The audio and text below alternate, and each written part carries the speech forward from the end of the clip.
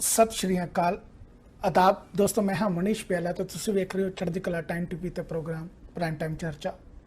सब तो पहला आज़ादी दी पूर्व संध्या दे उत्ते देश के उन्हां सूरवीर योद्धियां नूं, उन्हां लोकां नूं जिन्हां ने देश की आज़ादी दे वास्ते अपनी भूमिका निभाई, भावें असीं उन्हां दे नाम जानते हैं अते भावें उन्हां दे नाम असीं नहीं जानते, पर साडा ये फर्ज बनता है कि असीं हरेक नूं सत्कार दईए इस आज़ादी दे वास्ते। अज उन्हां लोकां बारे भी गल करांगे जिन्हां ने इस आज़ादी का सब तो वध रंग माणिया। राज नहीं सेवा के आधार के उत्ते बहुत कुछ लोगों ने कहा, पर सेवा भी करवाई है, राज भी किया है, लोग कुटे भी है, तो सब कुछ जिहड़ा वो चलिया इस आज़ादी की वरेगंढ के उत्ते। क्योंकि मैं जरूर एक चीज़ आखता हूँ कि जिहड़ा भी कोई बाणिया हुंदा है, बाणिया जदों भी हट्टी बंद करता है जां महीने वरी जां साल के एंड के उत्ते वही खाता जो पूरा करता है, तो जरूर वो कैलकुलेशन करता है कि कितना क नफा होया है, कितना क नुकसान होया है, की काम करन दी लोड़ है, किहड़ी अलमारी वधाउण दी लोड़ है, किहड़ी अलमारी घटाउण दी लोड़ है, किहड़ा सौदा ज़्यादा रखना चाहिए, किहड़ा नहीं रखना चाहिए। मैनूं लगता कि आज़ादी की वरेगंढ के उत्ते साडे राजनेतावां नूं भी ये सोचना चाहिए कि असीं किहड़े पासे नूं गए हैं।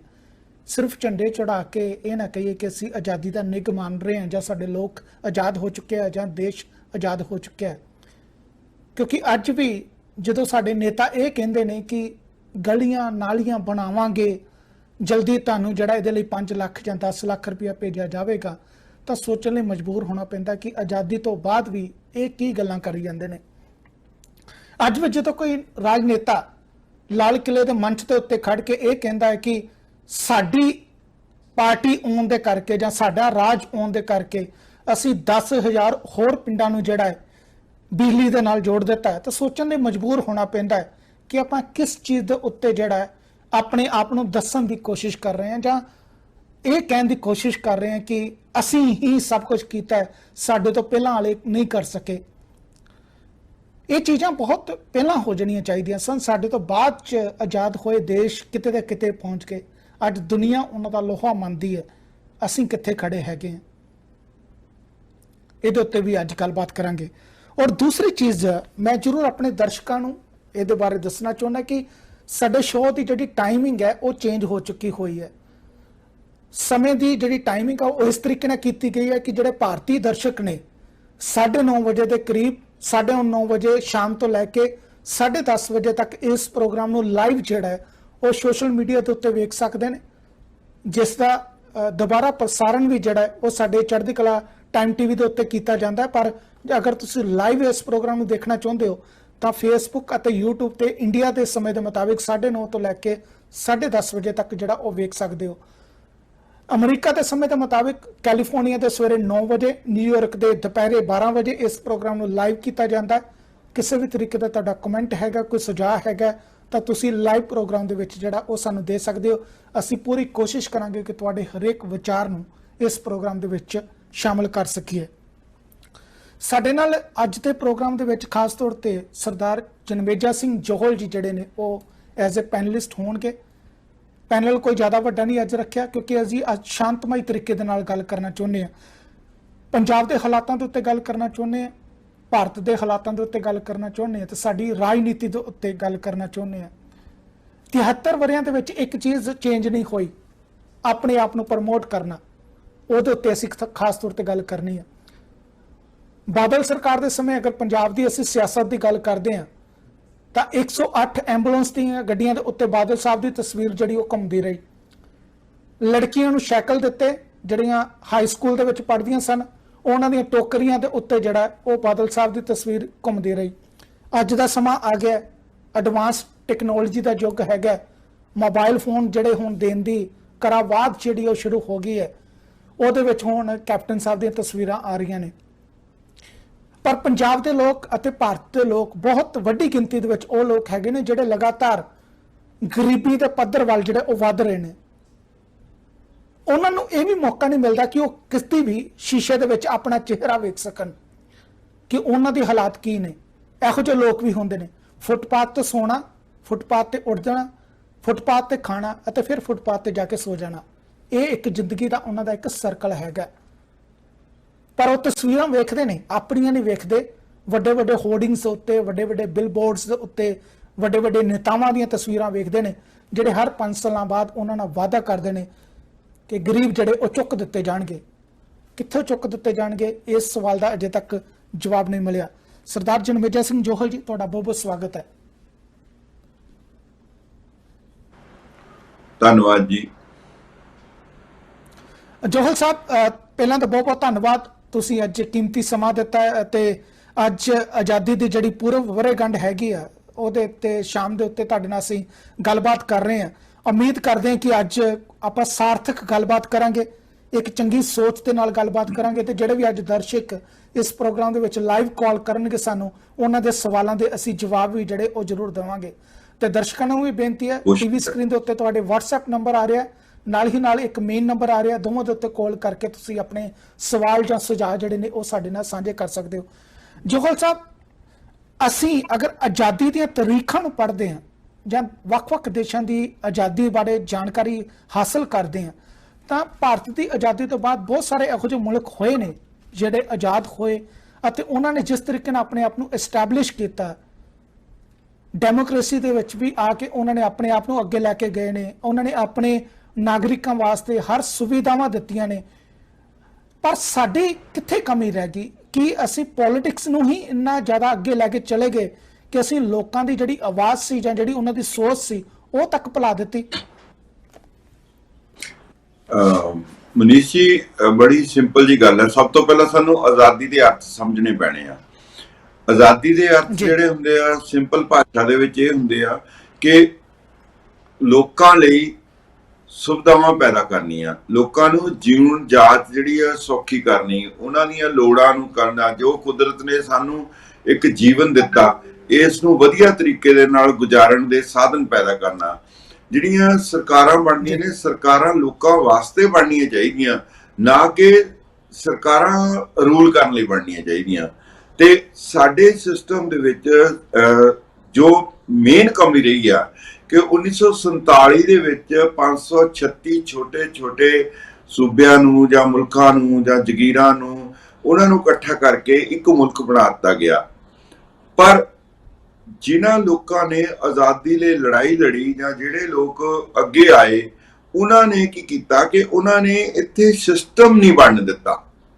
ਉਹਨਾਂ ਨੇ ਉਹਨਾਂ ਦੀਆਂ ਆਪਣੀਆਂ ਜਿਹੜੀਆਂ ਸਦੀਆਂ ਦੀਆਂ ਭੁੱਖਾਂ ਸੀਗੀਆਂ, ਉਹ ਭੁੱਖਾਂ ਅੱਗੇ ਆ ਗਈਆਂ।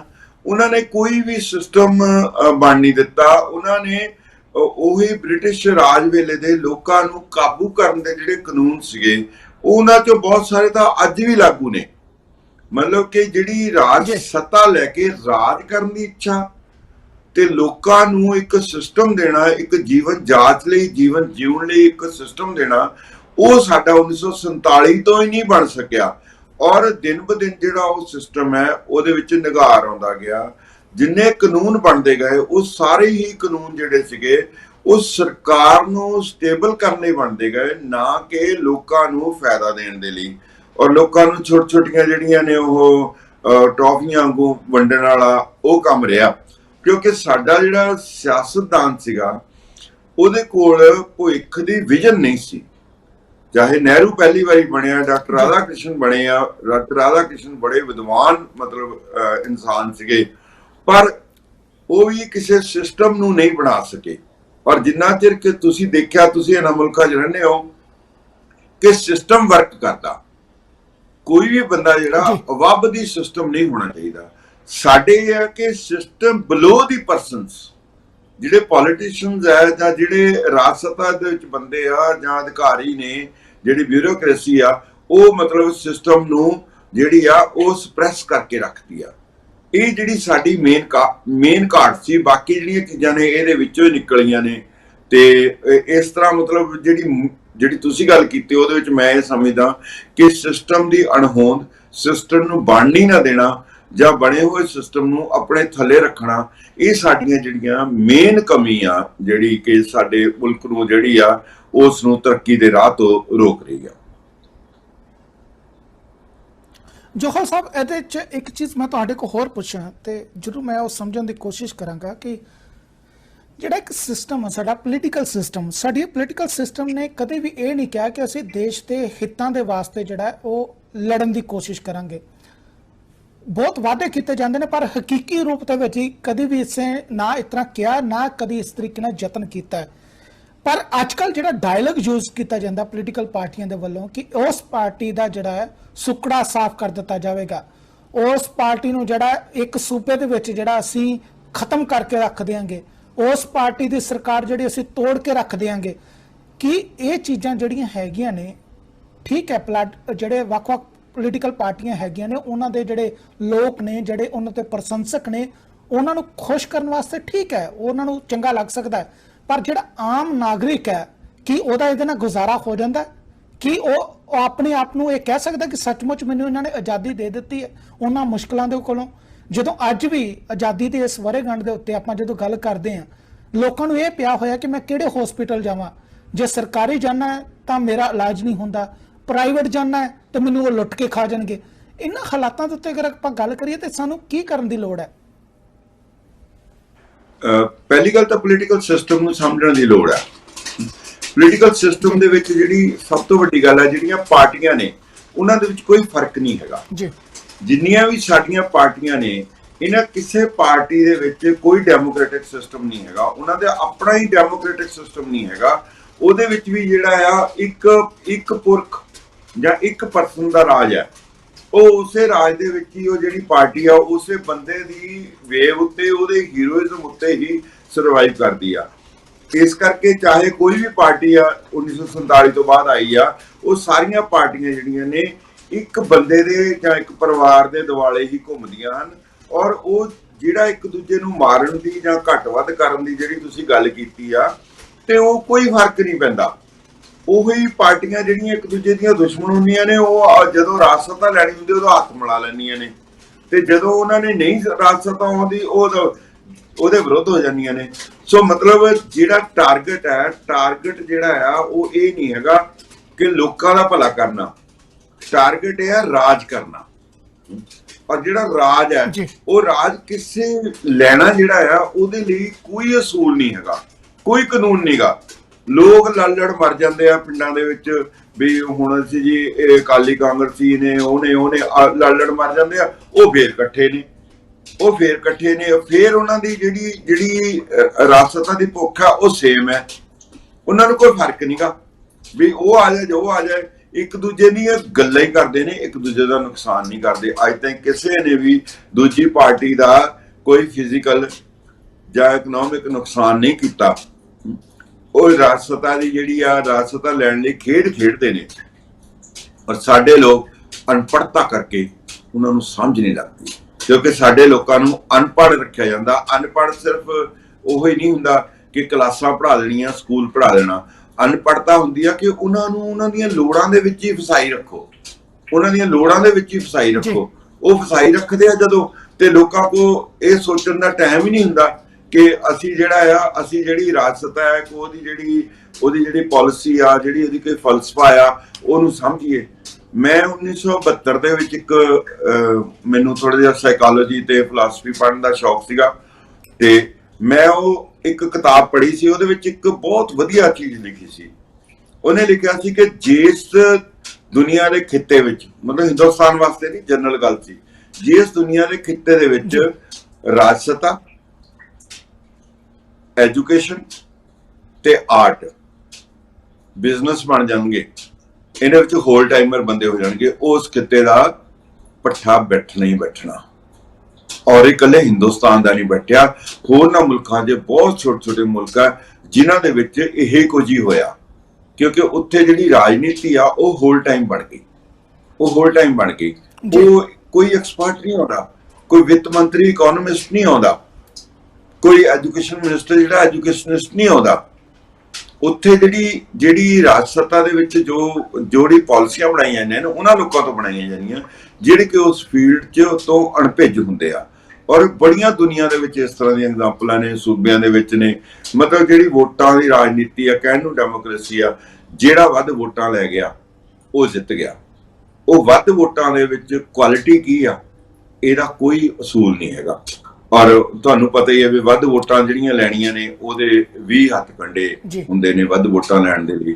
ਸੋ ਇਹ ਜਿਹੜੀਆਂ ਚੀਜ਼ਾਂ ਨੇ ਜਿਹੜੀਆਂ ਪਿਛਲੇ ਪਾਸੇ ਫਲਸਫਾ ਆ ਜਿਹੜਾ ਪੋਲਿਟਿਕਸ ਦਾ, ਉਸ ਨੂੰ ਅਸੀਂ ਜਿਹੜੇ ਲੋਕ ਆ ਸਮਝਣ ਤੋਂ ਅਸਮਰਥ ਹਾਂ। ਔਰ ਇਹੀ ਹੀ ਸਾਡੇ ਦੁੱਖਾਂ ਦਾ ਕਾਰਨ ਹੈ, ਇਹੀ ਹੀ ਸਾਡੇ ਦੁੱਖਾਂ ਦਾ ਕਾਰਨ। ਬਿਲਕੁਲ ਜੋਹਲ ਸਾਹਿਬ, ਜਿਹੜਾ ਤੁਸੀਂ ਵੱਧ ਵੋਟਾਂ ਦਾ ਕਹਿ ਰਹੇ ਕਿ ਵੱਧ ਵੋਟਾਂ ਲੈਣ ਵਾਸਤੇ ਕਿਸੇ ਵੀ ਹੱਦ ਤੱਕ ਅਸੀਂ ਜਾਂਦੇ ਹਾਂ ਜਾਂ ਕੋਸ਼ਿਸ਼ ਰਾਜਨੀਤਿਕ ਪਾਰਟੀਆਂ ਕਰਦੀਆਂ ਨੇ, ਇਹਦੇ ਵਿੱਚ ਅੱਜ ਕੱਲ੍ਹ ਇੱਕ ਧਰਮ ਦਾ ਪੱਤਾ ਵੀ ਜਿਹੜਾ ਬਹੁਤ ਖੇਡਿਆ ਜਾਂਦਾ ਹੈ। ਧਰਮ ਦੇ ਪੱਤਾ ਖੇਡ ਕੇ ਜਿਹੜਾ ਹੈ ਆਪਾਂ ਪੌੜੀਆਂ ਯੂਜ਼ ਕਰਦੇ ਨੇ ਧਰਮ ਦੀਆਂ ਕਿ ਕਿਤੇ ਨਾ ਪਾਸੇ ਇੱਕ ਐਜ ਮਿਲ ਜੇ। ਪੰਜਾਬ ਦੇ ਵਿੱਚ ਜਿਹੜਾ ਇਹ ਸਭ ਤੋਂ ਜ਼ਿਆਦਾ ਜਿਹੜਾ ਇੱਕ ਮਾਹੌਲ ਆਪਾਂ ਵੇਖਿਆ ਧਾਰਮਿਕ ਤੌਰ ਤੇ, ਧਾਰਮਿਕ ਮੁੱਦਿਆਂ ਨੂੰ ਇਲੈਕਸ਼ਨ ਦੇ ਸਮੇਂ ਦੇ ਉੱਤੇ ਉਭਾਰਨਾ, ਉਹਨਾਂ ਨੂੰ ਯੂਜ਼ ਕਰਨਾ, ਉਹਨਾਂ ਨੂੰ ਵਰਤ ਕੇ ਠੰਡੇ ਅਵਸਥੇ ਦੇ ਵਿੱਚ ਪਾ ਕੇ ਫਿਰ ਅਗਲੀ ਇਲੈਕਸ਼ਨ ਦੇ ਲਈ ਰੱਖ ਲੈਣਾ। ਮੈਂ ਪੰਜਾਬ ਦੇ ਅਗਰ ਸੰਦਰਭ ਦੇ ਨਾਲ ਗੱਲ ਕਰਾਂ ਤੇ ਕਿੰਨਾ ਕੁ ਜ਼ਿਆਦਾ ਡੇਂਜਰਸ ਹੈਗਾ, ਕਿੰਨਾ ਕੁ ਜ਼ਿਆਦਾ ਇਹ ਖਤਰਨਾਕ ਹੈਗਾ। ਅਤੇ ਅਗਰ ਪੰਜਾਬ ਦੇ ਅਸੀਂ ਐਂਗਲ ਤੋਂ ਗੱਲ ਕਰਦੇ ਹਾਂ, ਆਜ਼ਾਦੀ ਤੋਂ ਲੈ ਕੇ ਪੰਜਾਬ ਦਾ ਲਗਾਤਾਰ ਜਿਸ ਤਰੀਕੇ ਨਾਲ ਘਾਟਾ ਹੋਇਆ, ਜਿਸ ਤਰੀਕੇ ਨਾਲ ਪੰਜਾਬੀ ਸੂਬੇ ਨੂੰ ਆਪਾਂ ਲੈ ਲੈਂਦੇ ਹਾਂ, ਕਿਉਂਕਿ ਅੱਜ ਦੇ ਬੱਚਿਆਂ ਨੂੰ ਦੱਸਣਾ ਜ਼ਰੂਰੀ ਹੈ ਕਿ ਜਦੋਂ ਭਾਰਤ ਆਜ਼ਾਦ ਹੁੰਦਾ ਉਦੋਂ ਪੰਜਾਬ ਕੀ ਸੀ, ਅੱਜ ਜਿਹੜਾ ਪੰਜਾਬ ਕੀ ਹੈਗਾ ਤੇ ਆਉਣ ਵਾਲੇ ਸਮੇਂ ਦੇ ਵਿੱਚ ਪੰਜਾਬ ਨੂੰ ਕੀ ਬਣਾਉਣ ਦੀ ਕੋਸ਼ਿਸ਼ ਕੀਤੀ ਜਾ ਰਹੀ ਹੈ, ਉਹਨਾਂ ਨੂੰ ਉਹਦੇ ਬਾਰੇ ਜਾਗਰੂਕ ਕਰਨਾ ਬਹੁਤ ਜ਼ਰੂਰੀ ਹੈ।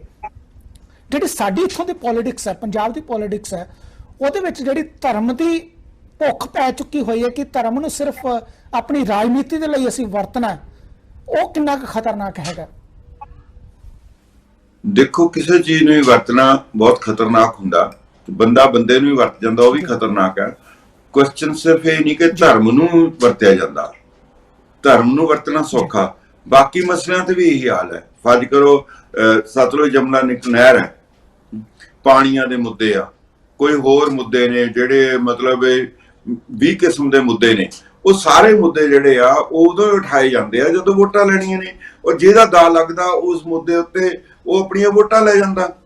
ਸੋ ਮਤਲਬ ਜੇ ਕਹਿਣਾ ਕਿ ਅਸੀਂ ਧਰਮ ਨੂੰ ਇਕੱਲੇ ਨੂੰ ਕਰਦੇ ਹਾਂ, ਨਹੀਂ, ਸਿਆਸਤਦਾਨ ਲਈ ਕੋਈ ਫਰਕ ਨਹੀਂ ਪੈਂਦਾ। ਉਹਦੇ ਲਈ ਲੋਕਲ ਮੁੱਦੇ ਵੀ ਜਿਹੜੇ ਆ, ਉਹ ਮੁੱਦੇ ਵੀ ਜਿਹੜੇ ਆ ਉਦੋਂ ਬਾਅਦ ਬੰਦ ਕਰ ਦਿੱਤੇ ਜਾਂਦੇ ਆ। ਜੇ ਕੋਈ ਨੌਕਰੀਆਂ ਦੇ ਨੇ, ਦੂਜੇ ਨੇ, ਉਹ ਨਵੇਂ ਸੋਚ ਵੀ ਲੈਂਦੇ ਆ।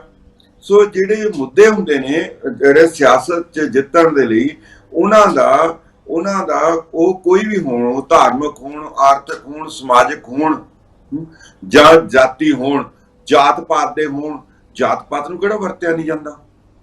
ਇਹ ਜਿਹੜੀ ਲੋਕਾਂ ਦੀ ਅਗਿਆਨਤਾ ਆ, ਉਸ ਨੂੰ ਵੋਟਾਂ ਦੇ ਵਿੱਚ ਤਬਦੀਲ ਕਰਨ ਲਈ ਇਹ ਕਿਸੇ ਵੀ ਤਰ੍ਹਾਂ ਦਾ ਜਿਹੜਾ ਮੁੱਦਾ ਆ ਉਹਨੂੰ ਉਜਾਗਰ ਕੀਤਾ ਜਾ ਸਕਦਾ ਤੇ ਉਹਨੂੰ ਜਿਹੜਾ ਆ ਉਹ ਮੁੜ ਕੇ ਠੰਡੇ ਬਸਤੇ 'ਚ ਪਾਇਆ ਜਾ ਸਕਦਾ।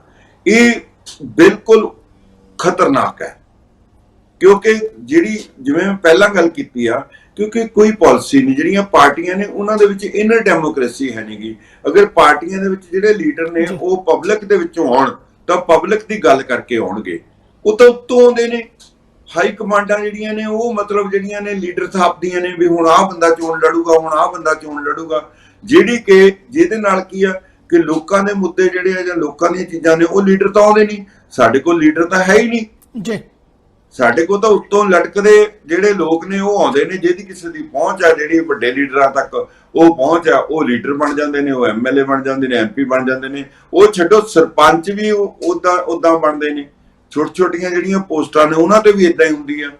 ਸੋ ਮਤਲਬ ਇੱਕ ਸਾਡਾ ਇਹ ਕਲਚਰ ਆ, ਜਿਹੜਾ ਸਾਡਾ ਇਹ ਨੀਤੀ ਸੀਗੀ ਵੀ ਪੋਲਿਟਿਕਸ ਕਿਵੇਂ ਕੰਟਰੋਲ ਹੋਣੀ ਆ, ਜਿਹੜੇ ਪੋਲੀਟੀਕਲ ਲੀਡਰ ਨੇ ਉਹ ਕਿਵੇਂ ਕੰਟਰੋਲ ਹੋਣੇ ਆ, ਉਹ ਬਿਲਕੁਲ ਖਤਮ ਹੈ। ਉਹ ਬਿਲਕੁਲ ਖਤਮ ਹੈ। ਉਹ ਖਤਮ ਹੋਣ ਕਰਕੇ ਜਿਹੜੀਆਂ ਬਾਕੀ ਦੀਆਂ ਸਮੱਸਿਆਵਾਂ ਨੇ ਉਹ ਚੋਂ ਪੈਦਾ ਹੋ ਰਹੀਆਂ ਨੇ। ਜਿਹੜਾ ਸਿਸਟਮ ਹੈ ਅਸਤ ਵਿਅਸਤ ਹੋ ਰਿਹਾ ਹੈਗਾ, ਔਰ ਇਹ ਹੁਣ ਆਉਣ ਵਾਲੇ ਭਵਿੱਖ ਦੇ ਵਿੱਚ ਹਾਲੇ ਇਹ ਕੁਝ ਦਿਖਦਾ ਨਹੀਂ, ਕਿਉਂਕਿ ਲੋਕਾਂ ਦੇ ਜਿੰਨਾ ਚਿਰ ਦੁੱਖ ਦਰਦ ਨਹੀਂ ਵੱਧਦੇ ਉਨਾ ਚਿਰ ਜਿਹੜੇ ਲੋਕ ਨੇ ਉਹ ਵੀ ਉੱਠਦੇ ਨਹੀਂ ਹੈਗੇ। ਉਹ ਵੀ ਅੱਜ ਦੀ ਡੇਟ 'ਚ ਪੰਜਾਬ ਦੇ ਵਿੱਚ ਮੈਂ ਦੇਖ ਰਿਹਾ ਸੀ ਵੀ ਬਾਕੀ ਹਿੰਦੁਸਤਾਨ 'ਚ ਵੀ ਖੈ ਰਹੀ ਆ, ਹਰ ਬੰਦਾ ਟੱਕੀ ਲਾਉਣ ਨੂੰ ਬੈਠਾ।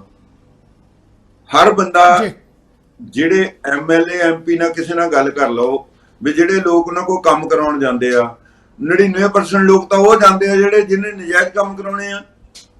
ਹੁਣ ਉਹ ਕੀ ਕਰਨ? ਉਹ ਜਾਂ ਤਾਂ ਕੰਮ ਕਰਨ, ਉਹਨਾਂ ਦੇ ਤਾਂ ਫੇਰ ਮਾੜੇ, ਜੇ ਨਹੀਂ ਕਰਦੇ ਤਾਂ ਮਾੜੇ, ਤਾਂ ਵੋਟਾਂ ਨਹੀਂ ਮਿਲਦੀਆਂ।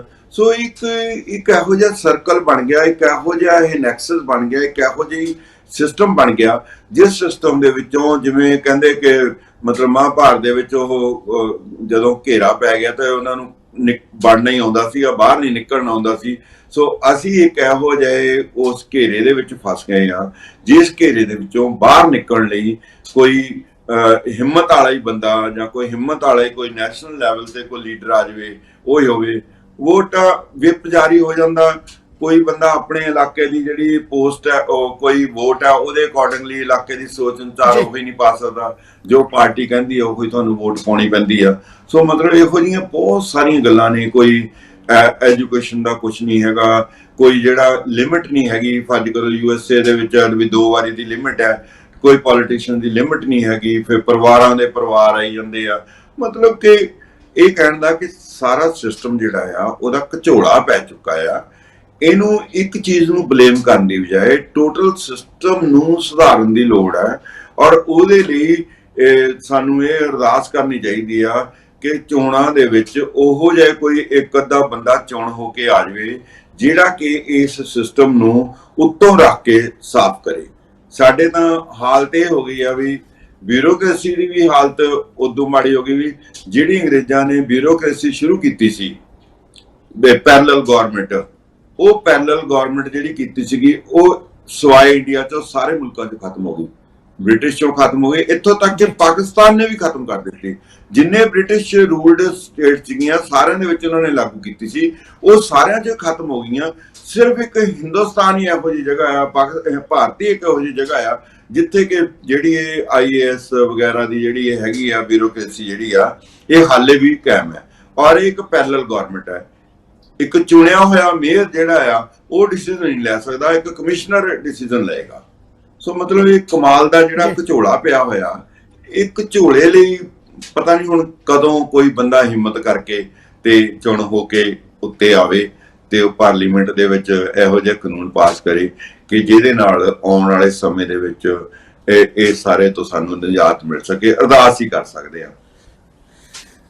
ਜੋਹਲ ਸਾਹਿਬ, ਤੁਹਾਡੇ ਕਹਿਣ ਤੋਂ ਭਾਵ ਜਿਸ ਤਰ੍ਹਾਂ ਹੁਣ ਤੱਕ ਮੈਂ ਤੁਹਾਡੀ ਗੱਲ ਨੂੰ ਸਮਝਿਆ, ਤੁਸੀਂ ਕਹਿਣ ਤੋਂ ਇਹ ਦਰਸਾਉਣ ਦੀ ਕੋਸ਼ਿਸ਼ ਕਰ ਰਹੇ ਹੋ ਕਿ ਅਸੀਂ ਸੰਡਿਆਂ ਦੇ ਘਰੋਂ ਲੱਸੀ ਪਾਲ ਰਹੇ ਹਾਂ, ਕਿਉਂਕਿ ਜਿਸ ਤਰ੍ਹਾਂ ਦਾ ਸਿਸਟਮ ਬਣ ਚੁੱਕਾ ਹੋਇਆ ਹੈ, ਕਿਉਂਕਿ ਉਮੀਦ ਤਾਂ ਕੋਈ ਹੈ ਨਹੀਂ ਹੈ ਇਸ ਤਰੀਕੇ ਦੇ ਨਾਲ ਜਿਹੜੇ ਹਾਲਾਤ ਬਣੇ ਹੋਏ ਨੇ। ਪਰ ਮੈਂ ਇੱਕ ਚੀਜ਼ ਤੁਹਾਡੇ ਕੋਲ ਜ਼ਰੂਰ ਪੁੱਛਦਾ, ਅਸੀਂ IAS ਲੌਬੀ ਨੂੰ ਜਿਹੜਾ ਬਿਊਰੋਕ੍ਰੇਸੀ ਨੂੰ ਜ਼ਿੰਮੇਵਾਰ ਠਹਿਰਾਉਂਦੇ ਹਾਂ, ਪੰਜਾਬ ਦੇ ਵਿੱਚ ਜੋ ਹੁੰਦਾ ਇਹ ਸੰਤਾਪ ਆਇਆ ਬਰਾਬਰ ਦੀ ਜ਼ਿੰਮੇਵਾਰ ਹੈ, ਕੱਲੀ ਜ਼ਿੰਮੇਵਾਰ ਨਹੀਂ। ਬਿਊਰੋਕ੍ਰੇਸੀ ਨੇ ਜਿਹੜਾ ਜ਼ਿਆਦਾ ਨੁਕਸਾਨ ਕੀਤਾ, ਆਪਾਂ ਇਸ ਨੂੰ ਲੈ ਕੇ ਚੱਲਦੇ ਹਾਂ ਨਾਲ, ਪਰ ਉਹਨੂੰ ਨਕੇਲ ਨਹੀਂ ਪਾਈ ਗਈ, ਨਾ ਹੀ ਸਮਝਾਉਣ ਦੀ ਕੋਸ਼ਿਸ਼ ਕੀਤੀ ਗਈ ਹੈ।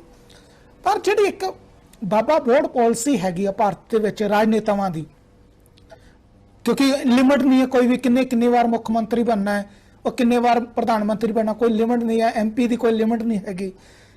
ਇਹ ਹੁਣ ਜਿਹੜੇ ਬਾਬੇ ਬੋਰਡ ਬੈਠੇ ਨੇ, ਇਹ ਨਾ ਤਾਂ ਥੱਲੇ ਆਪਣੇ ਕਿਸੇ ਨਵੇਂ ਪੌਦੇ ਨੂੰ ਉੱਗਣ ਦਿੰਦੇ ਨੇ, ਨਾ ਹੀ ਵਧਣ ਦਿੰਦੇ ਨੇ। ਹੁਣ ਆਪਾਂ ਵੇਖਿਆ ਕਿ ਵੱਖ-ਵੱਖ ਸਟੇਟਾਂ ਦੇ ਵਿੱਚ ਕਿਸ ਤਰੀਕੇ ਨਾਲ ਇਲੈਕਸ਼ਨ ਨੂੰ ਲੈ ਕੇ ਇਸ਼ੂਜ਼ ਹੋਏ ਨੇ। ਜਿਹੜੇ ਨਵੇਂ ਨੌਜਵਾਨ ਆਏ ਨੇ ਉਹਨਾਂ ਨੂੰ ਉਮੀਦ ਸੀ ਕਿ ਇਲੈਕਸ਼ਨ ਜਿੱਤਣ ਤੋਂ ਬਾਅਦ ਸ਼ਾਇਦ ਸਾਡੇ ਹੱਥ ਜਿਹੜੀ ਮੁੱਖ ਮੰਤਰੀ ਦੀ ਕੁਰਸੀ ਆਏਗੀ, ਪਰ ਜਿਹੜੇ ਬਾਬੇ ਬੋਰਡ ਨੇ, ਕਮਲਨਾਥ ਵਰਗੇ ਜਾਂ ਹੋਰ ਜਿਹੜੇ ਹੈਗੇ ਨੇ, ਉਹਨਾਂ ਸਾਰਿਆਂ ਦੀ ਕਿੱਲੀ ਕੱਢ ਦਿੱਤੀ, ਖਤਮ ਹੈ ਜੀ, ਤੁਸੀਂ ਕੁਛ ਨਹੀਂ, ਅਸੀਂ ਹੈਗੇ ਆ। ਜਦੋਂ ਇਹ ਨੌਜਵਾਨ ਜਿਹੜੇ ਨੇ ਲੋਕਾਂ ਨਾਲ ਵਾਅਦੇ ਕਰਕੇ ਆਉਂਦੇ ਨੇ ਕਿ ਅਸੀਂ ਆਏ ਤਾਂ ਅਸੀਂ ਇੱਕ ਚੇਂਜ ਲੈ ਕੇ ਆਵਾਂਗੇ, ਲੇਕਿਨ ਜਿਹੜੇ ਬਜ਼ੁਰਗ ਨੇ ਜਿਨ੍ਹਾਂ ਨੇ ਪਹਿਲਾਂ ਵੀ 3 ਵਾਰੀ ਮੁੱਖ ਮੰਤਰੀ ਬਣ ਕੇ ਕੁਛ ਨਹੀਂ ਕੀਤਾ, ਉਹ ਜਦੋਂ ਦੁਬਾਰਾ ਮੁੱਖ ਮੰਤਰੀ ਬਣ ਜਾਂਦੇ ਨੇ, ਤੇ ਕੀ ਇਸ ਸਿਸਟਮ ਦੇ ਉੱਤੇ ਕੋਈ ਰੋਕ ਨਹੀਂ ਹੋਣੀ ਚਾਹੀਦੀ, ਕੋਈ ਸੁਧਾਰ ਨਹੀਂ ਹੋਣਾ ਚਾਹੀਦਾ ਕਿ ਅਸੀਂ ਆਪਸ ਦੇ ਵਿੱਚ ਰਲ ਮਿਲ ਕੇ ਗੱਲ ਕਰੀਏ ਵੀ ਜੇ 3 ਵਾਰੀ ਦਾ ਫੇਲੀਅਰ ਹੈਗਾ, ਉਹਨੇ ਚੌਥੀ ਵਾਰ ਵੀ ਜਿਹੜਾ ਫੇਲੀਅਰ ਹੀ ਰਹਿਣਾ, ਤੇ ਆਪਾਂ ਕਿਉਂ ਇਹਦੇ ਉੱਤੇ ਰਲ ਕੇ ਗੱਲ ਨਹੀਂ ਕਰਦੇ? ਕੋਈ ਸਿਸਟਮ ਬਣਾਇਆ ਜਾਵੇ। ਇਹੀ ਗੱਲ ਤਾਂ ਮੈਂ ਤੁਹਾਨੂੰ ਕਹਿ ਰਿਹਾ ਕਿ ਇਹ ਤਾਂ ਹੀ ਪੋਸੀਬਿਲਿਟੀ ਆ ਜੇਕਰ ਪਾਰਲੀਮੈਂਟ ਦੇ ਵਿੱਚ ਕੋਈ ਕਾਨੂੰਨ ਇਹੋ ਜਿਹਾ ਪਾਸ ਹੋ ਜਾਏ ਜਿਹਦੇ ਵਿੱਚ ਕਿ ਲਿਮਿਟਸ ਲੱਗਣ, ਤੇ ਉਹਦੇ ਲਈ ਜਿਹੜਾ ਮੌਜੂਦਾ ਪੋਲੀਟੀਸ਼ੀਅਨ ਹੈ, ਚਾਹੇ ਉਹ ਤੁਸੀਂ ਵੱਡੇ ਦੀ ਗੱਲ ਕਰਦੇ ਹੋ, ਮੈਂ ਨੌਜਵਾਨਾਂ ਨੂੰ ਵੀ ਜਾਣਦਾ, ਪੋਲੀਟੀਸ਼ੀਅਨਾਂ ਨੂੰ, MLA ਨੂੰ ਜਾਣਦਾ, ਦੂਜਿਆਂ ਨੂੰ ਜਾਣਦਾ, ਉਹ ਵੀ ਇੰਟਰਸਟਡ ਨਹੀਂ ਗਏ, ਉਹ ਵੀ ਰਾਜ ਸੱਤਾ ਲੈਣ 'ਚ ਇੰਟਰਸਟਡ ਹੈ, ਉਹ ਸਿਸਟਮ ਨੂੰ ਬਦਲਣ ਦੇ ਵਿੱਚ ਉਹ ਵੀ ਨਹੀਂ ਇੰਟਰਸਟਡ ਕੋਈ ਵੀ। ਇਹ ਇੱਕ ਸਾਡੀ ਟ੍ਰੈਜਡੀ ਆ, ਕਿਉਂਕਿ ਲਗਾਤਾਰ ਸਾਡੇ ਤੇ ਜਿਵੇਂ ਕਹਿੰਦੇ ਨੇ ਪਾਣੀ ਤੇ ਪੱਥਰ ਤੇ ਲਗਾਤਾਰ ਜਦੋਂ ਦਰਿਆ ਵਗਦਾ ਤੇ ਉਹ ਪੱਥਰ ਜਿਹੜਾ ਕਿਸੇ ਚੀਜ਼ ਵੱਜੇ ਤੇ ਉਹਦਾ ਨੁਕਸਾਨ ਕਰ ਸਕਦਾ, ਉਹ ਰੇਤਾ ਬਣ ਜਾਂਦਾ। ਜਿਹੜੀ ਇਹ ਲਗਾਤਾਰ ਸਾਡੇ ਅੰਦਰ ਜਿਹੜੇ ਇਹ ਲੋਕ ਨੇ ਇਹ ਸਾਰੇ ਨਮਰਮ ਹੋ ਚੁੱਕੇ ਆ, ਇਹ ਨਮਰਮ ਹੋ ਚੁੱਕੇ ਆ। ਇਹ ਜੇ ਚਾਹਣ ਵੀ ਤੇ ਤਾਂ ਵੀ ਮਤਲਬ ਇਹ ਉਸ ਤੋਂ ਬਾਹਰ ਨਹੀਂ ਨਿਕਲ ਸਕਦੇ। ਐਡੀਆਂ ਉਂਗਲੀਆਂ ਸੰਗਲੀਆਂ ਫਸੀਆਂ ਹੋਈਆਂ ਨੇ, ਐਡੀਆਂ ਰਿਸ਼ਤੇਦਾਰੀਆਂ ਫਸੀਆਂ ਹੋਈਆਂ ਨੇ। ਸਭ ਤੋਂ ਵੱਡੀ ਗੱਲ ਹੈ ਕਿ ਪੋਲੀਟੀਸ਼ੀਅਨ ਜਿਹੜੇ, ਕਿਉਂਕਿ ਉਹਨਾਂ ਨੂੰ ਬਾਹਰ ਵਿਆਹ ਕੋਈ ਨਹੀਂ ਕਰਦਾ, ਉਹਨਾਂ ਦੇ ਆਪਸ 'ਚ ਹੀ ਵਿਆਹ ਹੁੰਦੇ ਨੇ, ਆਪਸ 'ਚ ਹੀ ਉਹਨਾਂ ਦੀਆਂ ਉਂਗਲੀਆਂ ਸੰਗਲੀਆਂ ਬਣੀ ਜਾਂਦੀਆਂ ਨੇ। ਕੋਈ ਕਿਸੇ ਦਾ ਰਿਸ਼ਤੇਦਾਰ ਹੈ, ਕੋਈ ਕਿਸੇ ਦਾ ਰਿਸ਼ਤੇਦਾਰ ਹੈ, ਕੋਈ ਕਿਸੇ ਪਾਰਟੀ 'ਚ ਹੈ, ਕੋਈ ਕਿਸੇ ਪਾਰਟੀ 'ਚ ਹੈ, ਕੋਈ ਕਿਸੇ ਨੂੰ ਬਚਾਉਂਦਾ, ਕੋਈ ਕਿਸੇ ਨੂੰ ਬਚਾਉਂਦਾ। ਇਹ ਬਹੁਤ ਹੀ ਕਮਾਲ ਦੀਆਂ ਉਂਗਲੀਆਂ ਸੰਗਲੀਆਂ ਹੁੰਦੀਆਂ ਨੇ, ਜਿਨ੍ਹਾਂ ਚੋਂ ਕਈ ਵਾਰੀ ਤਾਂ ਐਡੀ ਹੈਰਾਨੀ ਵਾਲੀ ਗੱਲ ਹੁੰਦੀ ਹੈ। ਜੋ ਤੁਹਾਨੂੰ ਮੈਂ ਇੱਕ ਛੋਟੀ ਜਿਹੀ ਗੱਲ ਦੱਸਣ ਲੱਗਾ, ਇੱਕ ਸਾਡੇ ਇੱਥੇ ਸਮਾਲ ਟਾਈਮ ਪੋਲੀਟੀਸ਼ੀਅਨ ਸੀਗਾ, ਤੇ ਉਹਨੇ ਜਦੋਂ ਇਲੈਕਸ਼ਨ ਆਈ ਤੇ ਉਹ ਸੀਗਾ ਕਿਸੇ ਇੱਕ ਪਾਰਟੀ 'ਚ।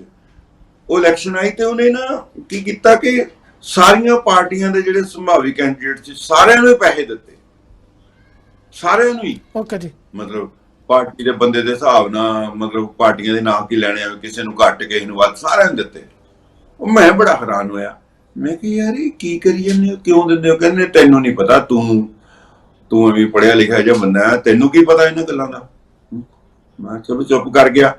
ਜਦੋਂ ਇਲੈਕਸ਼ਨ ਹੋ ਗਈ, ਸਾਰਾ ਕੁਝ ਹੋ ਗਿਆ, ਤੇ ਉਦੋਂ ਬਾਅਦ ਥੋੜਾ ਬਹੁਤਾ ਉਹ ਕੀ ਕਹਿੰਦੇ ਹੁੰਦੇ, ਇੱਕ ਦੂਜੇ ਦੇ ਉਹ ਕਰਦੇ ਹੁੰਦੇ ਨਾ ਵੀ ਉਹ ਬੰਦਿਆਂ ਨੂੰ ਜਿਹਨੇ ਕੋਈ ਮਦਦ ਨਹੀਂ ਕੀਤੀ ਉਹਦੇ ਖੁੱਡੇ ਲੈਣ ਲਾਉਣਾ, ਉਹ ਕਰਨਾ। ਮੈਂ ਕਿਹਾ ਤੂੰ ਬੜਾ ਆਰਾਮ ਨਾਲ ਬੈਠਾ। ਕਹਿੰਦਾ ਹੁਣ ਤੈਨੂੰ ਯਾਦ ਹੈ ਵੀ ਪੈਸੇ ਦਿੱਤੇ ਸੀ ਸਾਰਿਆਂ ਨੂੰ? ਮੈਂ ਕਿਹਾ ਹਾਂ, ਤੁਸੀਂ ਪੈਸੇ ਦਿੱਤੇ ਸੀ, ਸਾਰਿਆਂ ਨੂੰ ਦਿੱਤੇ ਸੀ ਪੈਸੇ। ਕਹਿੰਦੇ ਉਹਦਾ ਅਸਰ ਹੈ ਵੀ ਹੁਣ ਪਾਰਟੀ ਸਰਕਾਰ ਸਾਨੂੰ ਵੀ ਨਹੀਂ ਪਤਾ ਹੁੰਦਾ ਕਿਹਦੀ ਆਉਣੀ ਆ। ਕਹਿੰਦਾ ਕਿਸੇ ਦੀ ਮਰਜ਼ੀ ਸਰਕਾਰ ਆ ਜਾਵੇ, ਸਾਨੂੰ ਕੋਈ ਨਹੀਂ ਛੇੜਦਾ। ਸੋ ਮੈਂ ਬੜਾ ਹੈਰਾਨ ਹੋਇਆ। ਮੈਂ ਕਿਹਾ ਯਾਰ ਚਲੋ ਹੁਣ ਤਾਂ ਵਿਚਾਰਾ ਮਰ ਗਿਆ, ਉਹਦੀ ਰੂਹ ਨੂੰ ਪਰਮਾਤਮਾ ਸ਼ਾਂਤੀ ਦੇਵੇ। ਤੇ ਪਰ ਇਹ ਆ ਕਿ ਵੀ ਜਿਹੜੇ ਬੰਦੇ ਨੇ, ਜਿਹੜੇ ਸਾਰੇ ਜਿਹੜੇ ਨੇ, ਇਹ ਇੱਕ ਸਿਸਟਮ ਪੂਰਾ ਗਲ ਚੁੱਕਾ। ਇਹ ਸਿਸਟਮ ਸਾਰਾ ਜਿਹੜਾ ਆ ਘਚੋਲੇ 'ਚ ਆ ਚੁੱਕਾ। ਇਹ ਚਿੱਕੜ 'ਚ ਚੁਆਨੀ ਲੱਭਣ ਵਾਲਾ ਕੰਮ ਹੋ ਗਿਆ ਹੁਣ। ਇਹ ਹੁਣ ਕੋਈ ਬੰਦਾ ਕਿਤੇ ਚਿੱਕੜ 'ਚ ਚੁਆਨੀ ਲੱਭੂ ਤਾਂ ਉਹ ਚਿੱਕੜ ਸਾਫ਼ ਕਰਨ ਵਾਲੇ ਨੂੰ ਕਿਸੇ ਨੂੰ ਦਊਗਾ। ਹੁਣ ਇਹ ਪਤਾ ਨਹੀਂ ਕਦੋਂ ਹੋਊਗਾ ਤੇ ਕਿੱਦਾਂ ਹੋਊਗਾ। ਜਿਹੜੀ ਸਿਆਸਤ ਹੈ ਕਿਤੇ ਕੋਈ, ਆਪਾਂ ਜਿਵੇਂ ਮੈਂ ਪਹਿਲਾਂ ਵੀ ਇਹ ਗੱਲ ਕਹਿਤੀ ਕਿ ਆਪਾਂ ਹੋਪ ਹੀ ਕਰ ਸਕਦੇ ਹਾਂ ਕਿ ਕਿਤੇ ਕੋਈ ਇਮਾਨਦਾਰ ਲੋਕ ਜਾਂ ਕਿਤੇ ਕੋਈ ਜਿਹੜੇ ਸਿਆਣੇ ਲੋਕ ਨੇ ਉਹ ਆ ਜਾਣਗੇ ਤਾਂ ਇਹ ਕੰਮ ਹੋਊਗਾ। ਕਿਉਂਕਿ ਅੱਜ ਦੀ ਡੇਟ ਜੇ ਕੋਈ ਸਿਆਣਾ ਬੰਦਾ ਹੈਗਾ ਵੀ ਹੈ ਨਾ ਸਿਆਸਤ ਦੇ ਵਿੱਚ, ਤਾਂ ਉਹਨੂੰ ਕੁਸਕਣ ਨਹੀਂ ਦਿੱਤਾ ਜਾਂਦਾ, ਉਹ ਕੁਸਕ ਹੀ ਨਹੀਂ ਸਕਦਾ ਜੀ। ਉਹਦੇ ਕੋਲ ਪਾਵਰ ਹੀ ਹੈ ਨਹੀਂ ਗੀ। ਹਾਂ, ਇਹ ਬਹੁਤ ਵੱਡੀ ਟ੍ਰੈਜਡੀ ਹੈ ਆਪਣੀ ਮਨੀਸ਼ ਜੀ ਕਿ ਆਪਾਂ 1947 ਤੋਂ ਹੀ ਇਹ ਫੇਲਰ ਸ਼ੁਰੂ ਹੋਇਆ। 1947 ਤੋਂ ਹੀ ਇਹ ਸੋਚ ਵਿਜ਼ਨ ਸੀ ਦੇਸ਼ ਨੂੰ ਤਰੱਕੀ ਤੇ ਬੁਲੰਦੀਆਂ ਤੇ ਲਿਜਾਣ ਦੀ, ਉਹ ਜਿਹੜੀ ਉਹਦਾ ਆਗਾਜ਼ ਹੀ ਨਹੀਂ ਹੋਇਆ। ਜਿਹੜੀ ਚੀਜ਼ ਦਾ ਆਗਾਜ਼ ਹੀ ਨਾ ਹੋਇਆ ਹੋਵੇ ਤੇ ਉਹਨੂੰ ਫਿਰ ਇੱਕ ਸਟੇਜ ਤੋਂ ਬਾਅਦ ਜਿਹੜਾ ਆ ਉਹਨੂੰ ਸਾਂਭਣਾ ਬਹੁਤ ਮੁਸ਼ਕਲ ਹੋ ਜਾਂਦਾ। ਤੇ ਪੋਲੀਟੀਸ਼ੀਅਨ ਜਿਹੜੇ ਆਉਂਦੇ ਨੇ, ਉਹਨਾਂ ਨੇ ਵਿਚਾਰਿਆਂ ਨੇ, ਉਹਨਾਂ ਦਾ ਕੀ ਕਸੂਰ? ਉਹਨਾਂ ਨੇ ਤਾਂ ਉਹ ਕੁਛ ਹੀ ਕਰਨਾ ਜੋ ਕੁਛ ਸਿਸਟਮ ਚੱਲਦਾ, ਉਹ ਵੀ ਨਹੀਂ ਉਹ ਚੋਂ ਬਾਹਰ। ਅਸੀਂ ਕਦੇ ਕਹਿੰਦੇ ਜੀ ਉਹ ਫਲਾਨਾ ਲੀਡਰ ਨਹੀਂ। ਲੀਡਰ ਇਕੱਲੇ ਨਹੀਂ ਹੁੰਦੇ, ਉਹ ਗਰੁੱਪ ਹੁੰਦਾ। ਉਹ ਗਰੁੱਪ ਦੀ ਸੋਚ ਦੇ ਵਿੱਚ ਉਹ ਲੀਡਰ ਜਿਹੜਾ ਇੱਕ ਬੰਦਾ ਮੋਹਰੇ ਕਰਕੇ ਉਹ ਤੋਂ ਗੱਲਾਂ ਕਰਾਈਆਂ ਜਾਂਦੀਆਂ, ਚਾਹੇ ਉਹ ਝੂਠ ਬੋਲੇ, ਚਾਹੇ ਉਹ ਵਾਅਦੇ ਕਰੇ। ਤੇ ਉਹ ਜਿਹੜੀ ਗਰੁੱਪ ਦੀ ਸੋਚ ਹੁੰਦੀ ਆ, ਇੱਕ ਗਰੁੱਪ ਹੁੰਦਾ ਲੀਡਰਾਂ ਦਾ, ਉਹ ਲੀਡਰਾਂ ਦੇ ਗਰੁੱਪ ਦੇ ਵਿੱਚੋਂ ਇੱਕ ਬੰਦੇ ਨੂੰ ਅੱਗੇ ਕੀਤਾ ਜਾਂਦਾ ਸਮੇਂ-ਸਮੇਂ ਤੇ। ਉਹ ਜਿਹੜਾ ਆ ਉਹ ਲੋਕਾਂ ਨਾਲ ਜੋ ਵਾਅਦੇ ਕਰਦਾ ਜਾਂ ਜੁਮਲੇ ਲਾਉਂਦਾ ਜਾਂ ਜੋ ਕੁਝ ਵੀ ਕਰਦਾ ਹੈਗਾ। ਸੋ ਇਹ ਬੜਾ ਮਤਲਬ ਇੱਕ ਇੰਨਾ ਟੇਢਾ ਸਾਰਾ ਕੁਝ ਹੈਗਾ, ਜਿਸ ਤੋਂ ਬਚਣ ਲਈ ਦੇਖੋ ਆਪਾਂ ਫਿਰ ਮੈਂ ਉਹੀ ਗੱਲ ਤੇ ਆ ਜਾਂਦਾ ਵੀ ਕੋਈ ਕਿਸੇ ਕਿਸਮ ਦੀ ਕਿਸੇ ਦੀ ਅਰਦਾਸ ਹੀ ਲੱਗ ਜਾਏ ਤਾਂ ਹੀ ਠੀਕ ਹੋਣਾ ਇਹ ਕੰਮ। ਅਰਦਾਸਾਂ ਬਹੁਤ ਹੋਈਆਂ ਨੇ ਜੋਹਲ ਸਾਹਿਬ। अन्ना हजारे के टाइम तो जो एक क्रांति लियाउण की कोशिश की गई, बहुत सारिया मोमबत्तियां जगियां, बहुत सारे लोगों ने डंडे खाधे, बहुत सारे लोगों ने प्रदर्शन किए। लोग आयुक्त उदों लियाउण की गल की सी, उदों कहते सी कि आ जाएगा, बहुत जल्दी आ जाएगा, एक नकेल जिहड़ी कसी जाएगी। अज तक नहीं लभदी। वो जिहड़ियां हुंदे ने मौके नूं जिस तरीके नाल पोलीटिकल सिस्टम संभालदा है, जिस तरीके नाल वरतदा है, जिस तरीके नाल यूज़ करदा है, अपनी फिर गल उत्थे आके जाती है कि मैं सवाल भी की करा, जवाब भी उहदे विच ही हैगा कि साडा पोलीटिकल सिस्टम इन्ना क बलवान हो चुका होया, इन्ना क अपने आप नूं ने समर्थ कर लिया, इन्ने क अपने आप नूं ने एक्सपेंड कर लिया, इन्ने क ज़्यादा उहदे हत्थ ने ਹੱਥ ਕੰਡੇ ਹੈਗੇ ਨੇ ਕਿ ਉਹਨਾਂ ਨੇ ਆਪਣੇ ਤਰੀਕੇ ਨਾਲ ਹੀ ਉਹਨੂੰ ਸਿਸਟਮ ਨੂੰ ਜਿਹੜਾ ਅਡਾਪਟ ਕਰ ਲੈਂਦੇ ਨੇ। ਪਰ ਮੈਂ ਜ਼ਰੂਰ ਇੱਕ ਚੀਜ਼ ਪੁੱਛਦਾ ਕਿ ਪੰਜਾਬ ਤੇ ਮੈਂ ਇੱਕ ਪੱਖ ਤੋਂ ਤੁਹਾਡੇ ਕੋਲ ਪੁੱਛਣ ਦੀ ਕੋਸ਼ਿਸ਼ ਕਰਦਾ।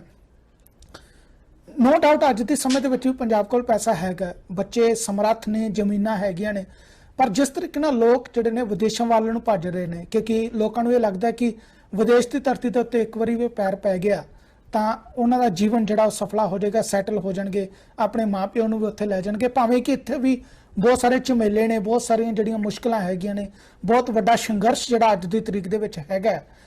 ਪਰ ਜਦੋਂ ਇੱਥੋਂ ਦੇ ਲੋਕ ਆ ਕੇ ਇਹਨਾਂ ਮੁਲਕਾਂ ਦੇ ਵਿੱਚ ਸੈਟਲ ਹੋ ਕੇ ਪੰਜਾਬ ਨੂੰ ਦਰੁਸਤ ਕਰਨ ਦੀ ਕੋਸ਼ਿਸ਼ ਕਰਦੇ ਨੇ ਜਾਂ ਇੱਥੋਂ ਦਾ ਆਈਡੀਆ ਜਿਹੜਾ ਹੈ ਉੱਥੇ ਐਕਸਪਲੋਰ ਕਰਨ ਦੀ ਕੋਸ਼ਿਸ਼ ਕਰਦੇ ਨੇ, ਸਾਡਾ ਪੋਲੀਟੀਕਲ ਸਿਸਟਮ ਉਹਨੂੰ ਵੀ ਐਕਸੈਪਟ ਨਹੀਂ ਕਰਦਾ। ਪਹਿਲਾਂ ਅਸੀਂ ਅੰਗਰੇਜ਼ ਭਜਾਉਣ ਦੇ ਵਿੱਚ ਲੱਗੇ ਰਹੇ, ਜਦੋਂ ਅੰਗਰੇਜ਼ ਭੱਜ ਗਏ ਫਿਰ ਅਸੀਂ ਅੰਗਰੇਜ਼ਾਂ ਦੇ ਮੁਲਕ ਦੇ ਵਿੱਚ ਭੱਜਣਾ ਸ਼ੁਰੂ ਕਰ ਦਿੱਤਾ, ਜਦੋਂ ਅਸੀਂ ਉੱਧਰ ਭੱਜਣਾ ਸ਼ੁਰੂ ਕੀਤਾ ਫਿਰ ਅਸੀਂ ਇੱਧਰ ਆ ਕੇ ਲੱਗ ਗਏ।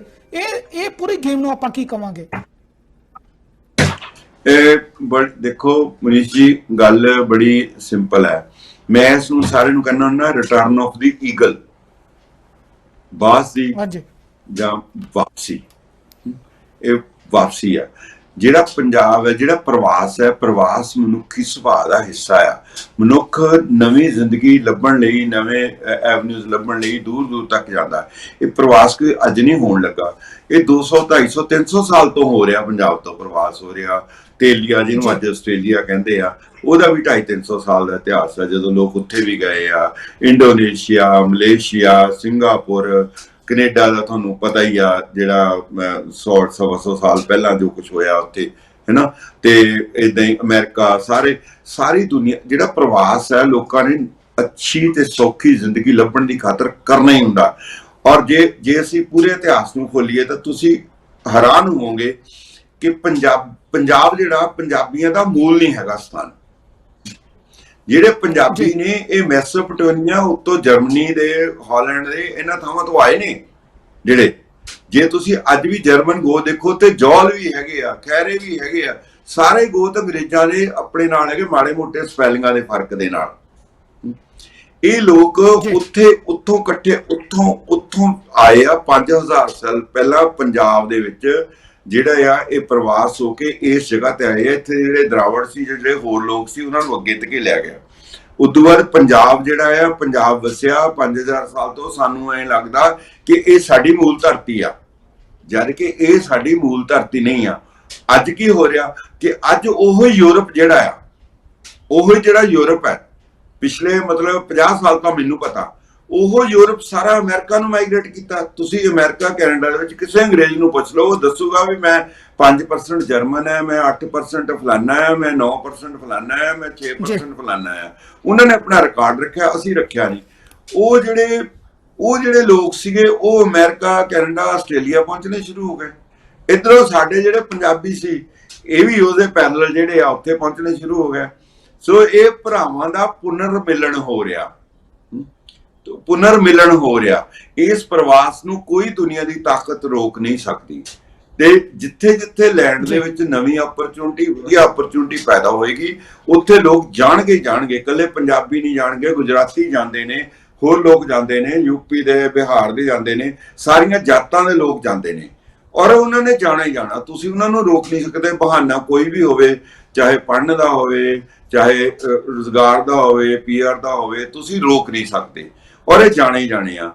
ਔਰ ਜਿਹੜੇ ਲੋਕ ਪਿੱਛੇ ਬਹੁਤ ਵਧੀਆ ਸੋਚ ਹੈ ਕਿ ਅਸੀਂ ਪੰਜਾਬ ਨੂੰ ਬਚਾਉਣਾ ਚਾਹੁੰਦੇ ਆ, ਅਸੀਂ ਪੰਜਾਬ ਨੂੰ ਸਾਰਾ ਕੁਝ ਕਰਨਾ ਚਾਹੁੰਦੇ ਆ, ਪਰ ਅੱਜ ਦੀ ਡੇਟ 'ਚ ਵੀ ਜਿਹੜੀਆਂ ਅਨਆਫੀਸ਼ੀਅਲ ਫਿਗਰਸ ਨੇ, ਪੰਜਾਬੀ ਜਿਹੜੇ ਨੇ, ਪੰਜਾਬੀ, ਮੈਂ ਪੰਜਾਬੀ ਦੀ ਗੱਲ ਕਰਦਾ, ਪੰਜਾਬੀ ਦੇ ਵਿੱਚ ਹਿੰਦੂ ਵੀ ਆਉਂਦੇ ਆ, ਮੁਸਲਿਮ ਵੀ ਆਉਂਦੇ ਆ, ਕ੍ਰਿਸਚਨ ਵੀ ਆਉਂਦੇ ਆ। ਜਿਹੜੇ ਪੰਜਾਬ ਨੂੰ, ਜਿਨ੍ਹਾਂ ਨੂੰ ਆਪਾਂ ਪੰਜਾਬੀ ਕਹਿੰਦੇ ਆ, ਉਹਨਾਂ ਦੀ ਪਰਸੈਂਟੇਜ ਜਿਹੜੀ ਆ ਉਹ 50% ਤੋਂ ਵੀ ਥੱਲੇ ਆ। ਔਰ ਉਹਦੇ ਵਿੱਚ ਵੀ ਵੱਧ ਜਿਹੜੀ ਗਿਣਤੀ ਆ ਉਹ ਬਜ਼ੁਰਗਾਂ ਦੀ ਆ। ਔਰ ਆਉਣ ਵਾਲੇ 10 ਸਾਲਾਂ ਦੇ ਵਿੱਚ ਮਨੀਸ਼ ਜੀ, ਮੇਰੀ ਗੱਲ ਯਾਦ ਰੱਖਿਓ, ਪੰਜਾਬ ਦੇ ਵਿੱਚ 50% ਤੋਂ ਉੱਤੇ ਜਿਹੜੇ ਆ MLA MP ਜਿਹੜੇ ਨੇ ਉਹ ਬਣਨਗੇ ਜਿਨ੍ਹਾਂ ਦਾ ਮੂਲ ਪੰਜਾਬ ਨਹੀਂ ਸੀਗਾ। ਇੱਥੇ ਬੰਦੇ ਵੋਟਾਂ ਪਾਉਣ ਨੂੰ ਹੀ ਨਹੀਂ ਰਹਿਣੇ। ਇਹ ਬੜੀ ਮਤਲਬ ਇੱਕ ਡਿਫਰੈਂਟ ਸਿਚੁਏਸ਼ਨ ਹੈ ਜਿਹੜੀ ਕਿ ਸਾਨੂੰ ਫੇਸ ਕਰਨੀ ਪੈ ਰਹੀ ਆ। ਔਰ ਅਸੀਂ ਇਸ ਦੇ ਬਾਰੇ ਸਾਨੂੰ ਸੁਚੇਤ ਹੋ ਜਾਣਾ ਚਾਹੀਦਾ ਕਿ ਇਸ ਤਰ੍ਹਾਂ ਹੋ ਰਿਹਾ। ਔਰ ਉਹਨੂੰ ਕਿਸੇ ਹੱਦ ਤੱਕ ਅਸੈਪਟ ਕਰਨ ਦੀ ਵੀ ਲੋੜ ਹੈ। ਬਲਕਿ ਅਸੀਂ ਇਹ ਮੰਨ ਕੇ ਚੱਲੀਏ ਕਿ ਪੰਜਾਬੀਆਂ ਦਾ ਜਿਹੜਾ ਗੜ ਹੈ ਉਹ ਹੌਲੀ ਹੌਲੀ ਜਿਹੜਾ ਗੜ ਕੋਈ ਹੋਰ ਫਤਿਹ ਕਰਨ ਦੀ ਕੋਸ਼ਿਸ਼ ਕਰ ਰਿਹਾ ਹੈ, ਭਾਵੇਂ ਹੌਲੀ ਕਰ ਰਿਹਾ ਭਾਵੇਂ ਤੇਜ਼ੀ ਨਾਲ ਕਰ ਰਿਹਾ, ਪਰ ਅਸੀਂ ਅੱਖਾਂ ਮੂੰਦ ਕੇ ਬੈਠੇ ਹੋਏ ਆ। ਪਰ ਮੈਂ ਜ਼ਰੂਰ ਇੱਕ ਗੱਲ ਕਰਦਾ, ਜਦੋਂ ਤੁਸੀਂ ਕਹਿੰਦੇ ਕਿ ਇਤਿਹਾਸ ਨੂੰ ਬਚਾਉਣਾ ਬੜਾ ਜ਼ਰੂਰੀ ਹੁੰਦਾ, ਪਰ ਮੈਂ ਜ਼ਰੂਰ ਇੱਕ ਗੱਲ ਕਰਦਾ ਕਿ ਜਿਸ ਤਰੀਕੇ ਨਾਲ ਮੇਰੇ ਜਿਹੜਾ ਬੇਸਿਕ ਪਹਿਲਾ ਸਵਾਲ ਸੀ ਕਿ ਜਦੋਂ ਆਪਾਂ ਗੱਲ ਕਰਦੇ ਹਾਂ ਵਿਦੇਸ਼ਾਂ ਦੇ ਵਿੱਚ ਜਿਹੜੇ ਲੋਕ ਸਨ, ਗੱਦਰੀ ਬਾਬੇ ਆਪਾਂ ਕਹਿ ਸਕਦੇ ਹਾਂ, ਜਦੋਂ ਉਹਨਾਂ ਨੇ ਮੂਵਮੈਂਟ ਆ ਕੇ ਚੇਂਜ ਕੀਤੀ ਹੈ, ਆਜ਼ਾਦੀ ਦੇ ਰੋਲ ਦੇ ਵਿੱਚ ਅਸੀਂ ਅਦਾ ਕੀਤਾ ਹੈ, ਉਹਨਾਂ ਨੇ ਆਪਣਾ ਇੱਕ ਅਹਿਮ ਰੋਲ ਜਿਹੜਾ ਉਹ ਨਿਭਾਇਆ। ਸਾਡੀ ਜਿਹੜੀ ਪੀੜ੍ਹੀ ਹੈ ਜਿਹੜੀ ਇਸ ਵੇਲੇ ਪੰਜਾਬ ਦੇ ਵਿੱਚ ਹੈ ਜਾਂ ਭਾਰਤ ਦੇ ਵਿੱਚ ਹੈ, ਉਹ ਉਹਨਾਂ ਨੂੰ ਭੁੱਲ ਚੁੱਕੀ ਹੈ। ਦੋ ਚਾਰ ਨੇਤਾ ਲੋਕ ਯਾਦ ਕਰਦੇ ਹੋਣਗੇ, 50-60 ਤੁਹਾਡੇ ਵਰਗੇ ਬੁੱਧੀਜੀਵੀ ਯਾਦ ਕਰਦੇ ਹੋਣਗੇ, ਜਾਂ ਜਿਨ੍ਹਾਂ ਨੇ ਕਿਤੇ ਨਾ ਕਿਤੇ ਗਲਤੀ ਦੇ ਨਾਲ ਹਿਸਟਰੀ ਪੜ੍ਹ ਲਈ ਹੈ ਉਹ ਯਾਦ ਕਰਦੇ ਹੋਣਗੇ। ਜੇ ਇਸ ਰਫ਼ਤਾਰ ਦੇ ਨਾਲ ਅਸੀਂ ਇਹ ਭੁੱਲਣ ਦੀ ਬਿਮਾਰੀ ਨੂੰ ਵਧਾ ਰਹੇ ਹਾਂ, ਤੁਹਾਨੂੰ ਕੀ ਲੱਗਦਾ ਕਿ ਅਸੀਂ ਕਿਤੇ ਨਾ ਕਿਤੇ ਆਪਣਾ ਇਤਿਹਾਸ ਜਿਹੜਾ ਇੱਧਰੋਂ ਵੀ ਖਤਮ ਨਹੀਂ ਕਰਾਂਗੇ? ਜੇ ਅੱਜ ਆਜ਼ਾਦੀ ਦੇ ਦਿਹਾੜੇ ਦੇ ਉੱਤੇ ਮੁੱਖ ਮੰਤਰੀ ਸਾਹਿਬ ਲੋਕਾਂ ਦੇ ਸਵਾਲਾਂ ਦੇ ਜਵਾਬ ਦਿੰਦੇ ਨੇ, ਤਾਂ ਕੀ ਉਹਨਾਂ ਨੂੰ ਸਾਰਿਆਂ ਦਾ ਧੰਨਵਾਦ ਨਹੀਂ ਕਰਨਾ ਚਾਹੀਦਾ? ਸ਼ਹੀਦ ਆਜ਼ਮ ਭਗਤ ਸਿੰਘ ਤੋਂ ਲੈ ਕੇ ਹਰੇਕ ਦਾ ਜਿਹੜਾ ਧੰਨਵਾਦ ਕੀਤਾ ਜਾਵੇ, ਨਵੀਂ ਪੀੜ੍ਹੀ ਨੂੰ ਦੱਸਿਆ ਜਾਵੇ, ਨਵੀਂ ਪੀੜ੍ਹੀ ਦੇ ਨਾਲ ਗੱਲਬਾਤ ਕੀਤੀ ਜਾਵੇ ਆਜ਼ਾਦੀ ਦੇ ਦਿਹਾੜੇ ਦੇ ਰਹਿ ਕੇ। ਜਿਹੜਾ ਇੱਕ ਕਮਿਊਨੀਕੇਸ਼ਨ ਜਿਹੜਾ ਸਾਡਾ ਖਤਮ ਹੁੰਦਾ ਜਾ ਰਿਹਾ, ਕੀ ਲੱਗਦਾ ਨਹੀਂ ਕਿ ਆਪਾਂ ਇੱਥੇ ਵੀ ਕਿਤੇ ਬਹੁਤ ਵੱਡੀ ਜਿਹੜੀ ਆਪਣੇ ਆਪ ਨੂੰ ਸੈਟਬੈਕ ਪਾ ਲਈ? ਦੇਖੋ, ਇਹ ਜਿਹੜੀ ਤੁਸੀਂ ਗੱਲ ਕੀਤੀ ਹੈ ਨਾ ਵੀ ਧੰਨਵਾਦ ਵਾਲੀਆਂ ਗੱਲਾਂ, ਇਹ ਤਾਂ ਆਫਟਰ ਫੈਕਟ ਨੇ, ਇਹ ਤਾਂ ਬਾਅਦ ਦੀਆਂ ਗੱਲਾਂ ਨੇ, ਇਹ ਤਾਂ ਬਾਅਦ ਦੀਆਂ ਗੱਲਾਂ ਨੇ। ਜਿਹੜੀ ਬੇਸਿਕ ਜਿੱਦਾਂ ਪਹਿਲਾਂ ਆਪਾਂ ਗੱਲ ਕੀਤੀ ਸੀ, ਮੂਲ ਗਲਤੀ ਜਿਹੜੀ ਐਜੂਕੇਸ਼ਨ ਦੇ ਵਿੱਚ ਹੋਈ ਆ, ਉਹ ਹੋਈ ਆ ਕਿ ਅਸੀਂ ਜਿਹੜੇ ਆਪਣਾ ਇਤਿਹਾਸ ਹੈ ਉਹਨੂੰ ਆਪਣਾ ਐਜੂਕੇਸ਼ਨ ਦਾ ਹਿੱਸਾ ਨਹੀਂ ਬਣਾ ਸਕੇ, ਉਹਨੂੰ ਹਿੱਸਾ ਨਹੀਂ ਬਣਾ ਸਕੇ, ਜਿਹਦੇ ਵਿੱਚ ਕਿ ਜਿਹੜੇ ਬੱਚੇ ਆ 7ਵੀਂ 8ਵੀਂ ਤੱਕ ਉਹਨਾਂ ਨੂੰ ਆਪਣੇ ਇਤਿਹਾਸ ਬਾਰੇ, ਆਪਣੇ ਪੁਰਖਿਆਂ ਬਾਰੇ, ਆਪਣੇ ਸਾਰੇ ਬਾਰੇ ਪਤਾ ਹੋਣਾ ਚਾਹੀਦਾ। ਉਹ ਅਸੀਂ ਸਾਡੇ ਇਤਿਹਾਸ ਦਾ ਹਿੱਸਾ ਹੀ ਨਹੀਂ। ਅੱਜ ਭਗਤ ਸਿੰਘ ਦੀ ਪੀਲੀ ਪੱਗ ਦਿਖਦੀ ਆ ਉਹਨਾਂ ਨੂੰ, ਪਰ ਉਹਨੇ ਕੀ ਕੀਤਾ ਕੀ ਨਹੀਂ ਕੀਤਾ ਉਹ ਤਾਂ ਪਤਾ ਹੀ ਨਹੀਂ। ਜਿਹੜਾ ਭਗਤ ਸਿੰਘ ਸੀ, ਭਗਤ ਸਿੰਘ ਨੇ ਜਿਹੜੀ ਮੇਨ ਗੱਲ ਕੀਤੀ ਸੀ ਉਹ ਸੀਗੀ ਕਿ ਸਿਸਟਮ ਨੂੰ ਬਦਲੋ, ਸਿਸਟਮ ਲੋਕ ਪੱਖੀ ਕਰੋ। ਤੇ ਜੇ ਅੱਜ ਕੋਈ ਕਹਿੰਦਾ ਸਿਸਟਮ ਲੋਕ ਪੱਖੀ ਕਰੋ, ਤਾਂ ਇਹ ਸਿਸਟਮ ਵਾਲੇ ਜਿਹੜੇ ਆ ਪਹਿਲਾਂ ਉਹਨੂੰ ਚੱਕ ਕੇ ਕਹਿੰਦੇ ਨੇ ਤੂੰ ਗਦਾਰ ਹੈ, ਤੂੰ ਸਾਡੇ ਵਿਰੁੱਧ ਬੋਲਦਾ, ਤੂੰ ਸਰਕਾਰ ਢਾਉਣਾ ਚਾਹੁੰਦਾ, ਤੂੰ ਦੇਸ਼ ਧਰੋਹੀ ਆ। ਸੋ ਮਤਲਬ ਇਹ ਆ ਕਿ ਅਸੀਂ ਆਪਣੇ ਇਤਿਹਾਸ ਨੂੰ ਪੜ੍ਹਾਇਆ ਹੀ ਨਹੀਂ। ਜਦੋਂ ਅਸੀਂ ਆਪਣੇ ਇਤਿਹਾਸ ਨੂੰ ਪੜ੍ਹਾਇਆ ਹੀ ਨਹੀਂ ਤਾਂ ਇਹ ਵਿਚਾਰੇ ਜਿਹੜੇ ਆ ਇਹਨਾਂ ਨੂੰ ਕੀ ਪਤਾ, ਉਹਨਾਂ ਬੱਚਿਆਂ ਨੂੰ ਕੀ ਪਤਾ, ਉਹਨਾਂ ਲੀਡਰਾਂ ਨੂੰ ਕੀ ਪਤਾ ਕਿ ਕੀ ਕਰਨਾ। ਸੋ ਧੰਨਵਾਦ ਕਰਨਾ ਜਾਂ ਨਾ ਕਰਨਾ, ਨਾ ਹੀ ਉਹਨਾਂ ਲੋਕਾਂ ਨੇ ਜਿਨ੍ਹਾਂ ਨੇ ਇੰਨੀ ਸੈਕਰੀਫਾਈਸ ਕੀਤੀ ਆ ਜਾਂ ਜਿਨ੍ਹਾਂ ਲੋਕਾਂ ਨੇ ਕੀਤੇ, ਇਸ ਕਰਕੇ ਨਹੀਂ ਕੀਤੀ ਕਿ ਜਿਵੇਂ ਤੁਸੀਂ ਵੀ ਪਹਿਲਾਂ ਗੱਲ ਕੀਤੀ ਸੀ ਵੀ ਕੋਈ ਸਾਡਾ ਧੰਨਵਾਦ ਕਰੂਗਾ, ਕੋਈ ਸਾਡੇ ਨਾਂ ਤੇ ਛੁੱਟੀ ਕਰੂਗਾ, ਕੋਈ ਸਾਡੇ ਨਾਂ ਤੇ ਬੁੱਤ ਲਾਊਗਾ। ਉਹ ਬੁੱਤ ਲੱਗਣ ਲਈ ਨਹੀਂ ਉਹਨਾਂ ਨੇ ਕੰਮ ਕੀਤਾ, ਉਹਨਾਂ ਨੇ ਆਪਣੀ ਸੋਚ ਤੇ ਪਹਿਰਾ ਦਿੱਤਾ, ਆਪਣੀ ਸੋਚ ਦੀ ਖਾਤਰ ਕੰਮ ਕੀਤਾ। ਔਰ ਅਸੀਂ ਉਹ ਜਿਹੜੀ ਸੋਚ ਆ, ਲੋਕ ਪੱਖੀ ਸੋਚ ਹੈ, ਉਸ ਸੋਚ ਨੂੰ ਆਪਣੇ ਇਤਿਹਾਸ ਦੀ ਐਜੂਕੇਸ਼ਨ ਦਾ ਹਿੱਸਾ ਨਹੀਂ ਬਣਾ ਸਕੇ। ਅਸੀਂ ਇੱਕ ਟੈਂਪਰੇਰੀ ਮਤਲਬ ਉਸ ਨੂੰ ਲਿਆ ਹੈਗਾ, ਪਰ ਅਸੀਂ ਉਹਨੂੰ ਪੱਕੇ ਤੌਰ ਤੇ ਹਿੱਸਾ ਨਹੀਂ ਬਣਾ ਸਕੇ। ਔਰ ਉਹਦਾ ਹੀ ਖਮਿਆਜਾ ਜਿਹੜਾ ਆ ਅਸੀਂ ਅੱਜ ਭੁਗਤ ਰਹੇ ਹਾਂ ਔਰ ਭੁਗਤਦੇ ਰਹਾਂਗੇ, ਕਿਉਂਕਿ ਹਾਲੇ ਆਉਣ ਵਾਲੇ ਸਮੇਂ 'ਚ ਇਸ ਚੀਜ਼ ਦੀ ਕੋਈ ਆਸ ਨਹੀਂ।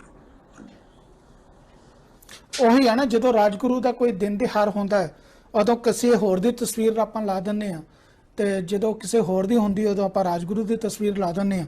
ਜਿਨ੍ਹਾਂ ਰਾਜਨੀਤੀ ਜਦੋਂ ਪਤਾ ਹੀ ਨਹੀਂ ਹੈਗਾ, ਜਦੋਂ ਪੜਿਆ ਹੀ ਨਹੀਂ ਅਸੀਂ, ਸਾਨੂੰ ਪਤਾ ਹੀ ਨਹੀਂ।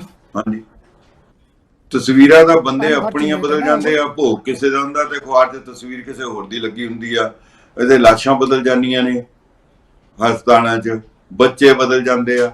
ਸੋ ਇਹ ਤਾਂ ਮਨੁੱਖੀ ਗਲਤੀਆਂ ਨੇ, ਇਹ ਮਾਈਨਰ ਗੱਲਾਂ ਨੇ। ਪਰ ਜੇ ਅਸੀਂ ਆਪਣਾ ਬੇਸ ਬਣਾਇਆ ਹੋਊਗਾ, ਸਾਡਾ ਕੋਈ ਸਥਿਰ ਹੋਣ ਲਈ ਕੋਈ ਅਸੀਂ ਕੁਝ ਕੀਤਾ ਹੋਊਗਾ, ਤਾਂ ਫਿਰ ਇਹ ਗਲਤੀਆਂ ਨਹੀਂ ਹੁੰਦੀਆਂ। ਪਰ ਅਸੀਂ ਜਦੋਂ ਉਹ ਹੀ ਨਹੀਂ ਕੀਤਾ ਤਾਂ ਇਹਨਾਂ ਲੋਕਾਂ ਨੂੰ ਜਿਹੜੇ ਰੋਜ਼ਾਨਾ ਕੰਮ ਕਰਦੇ ਨੇ, ਜਿਹਨੂੰ ਨੌਲੇਜ ਹੀ ਨਹੀਂ ਹੈਗੀ, ਉਹਨਾਂ ਨੇ ਕੀ ਕਰਨਾ। ਜਿਹੜੀ ਟੈਕਨੋਲੋਜੀ ਆ, ਟੈਕਨੋਲੋਜੀ ਦੇ ਵਿੱਚ ਇੰਨਾ ਕੁਛ ਹੈ, ਇੱਥੇ ਹਾਲੇ ਲੋਕੀ ਪੁਰਾਣੀ ਸੌਫਟਵੇਅਰ ਵਰਤੀ ਜਾਂਦੇ, ਉਹਨਾਂ ਨੂੰ ਪਤਾ ਹੀ ਨਹੀਂ ਵੀ ਬੰਦ ਹੋ ਗਏ ਆ। ਕੀ ਤੁਸੀਂ ਕਰੋਗੇ?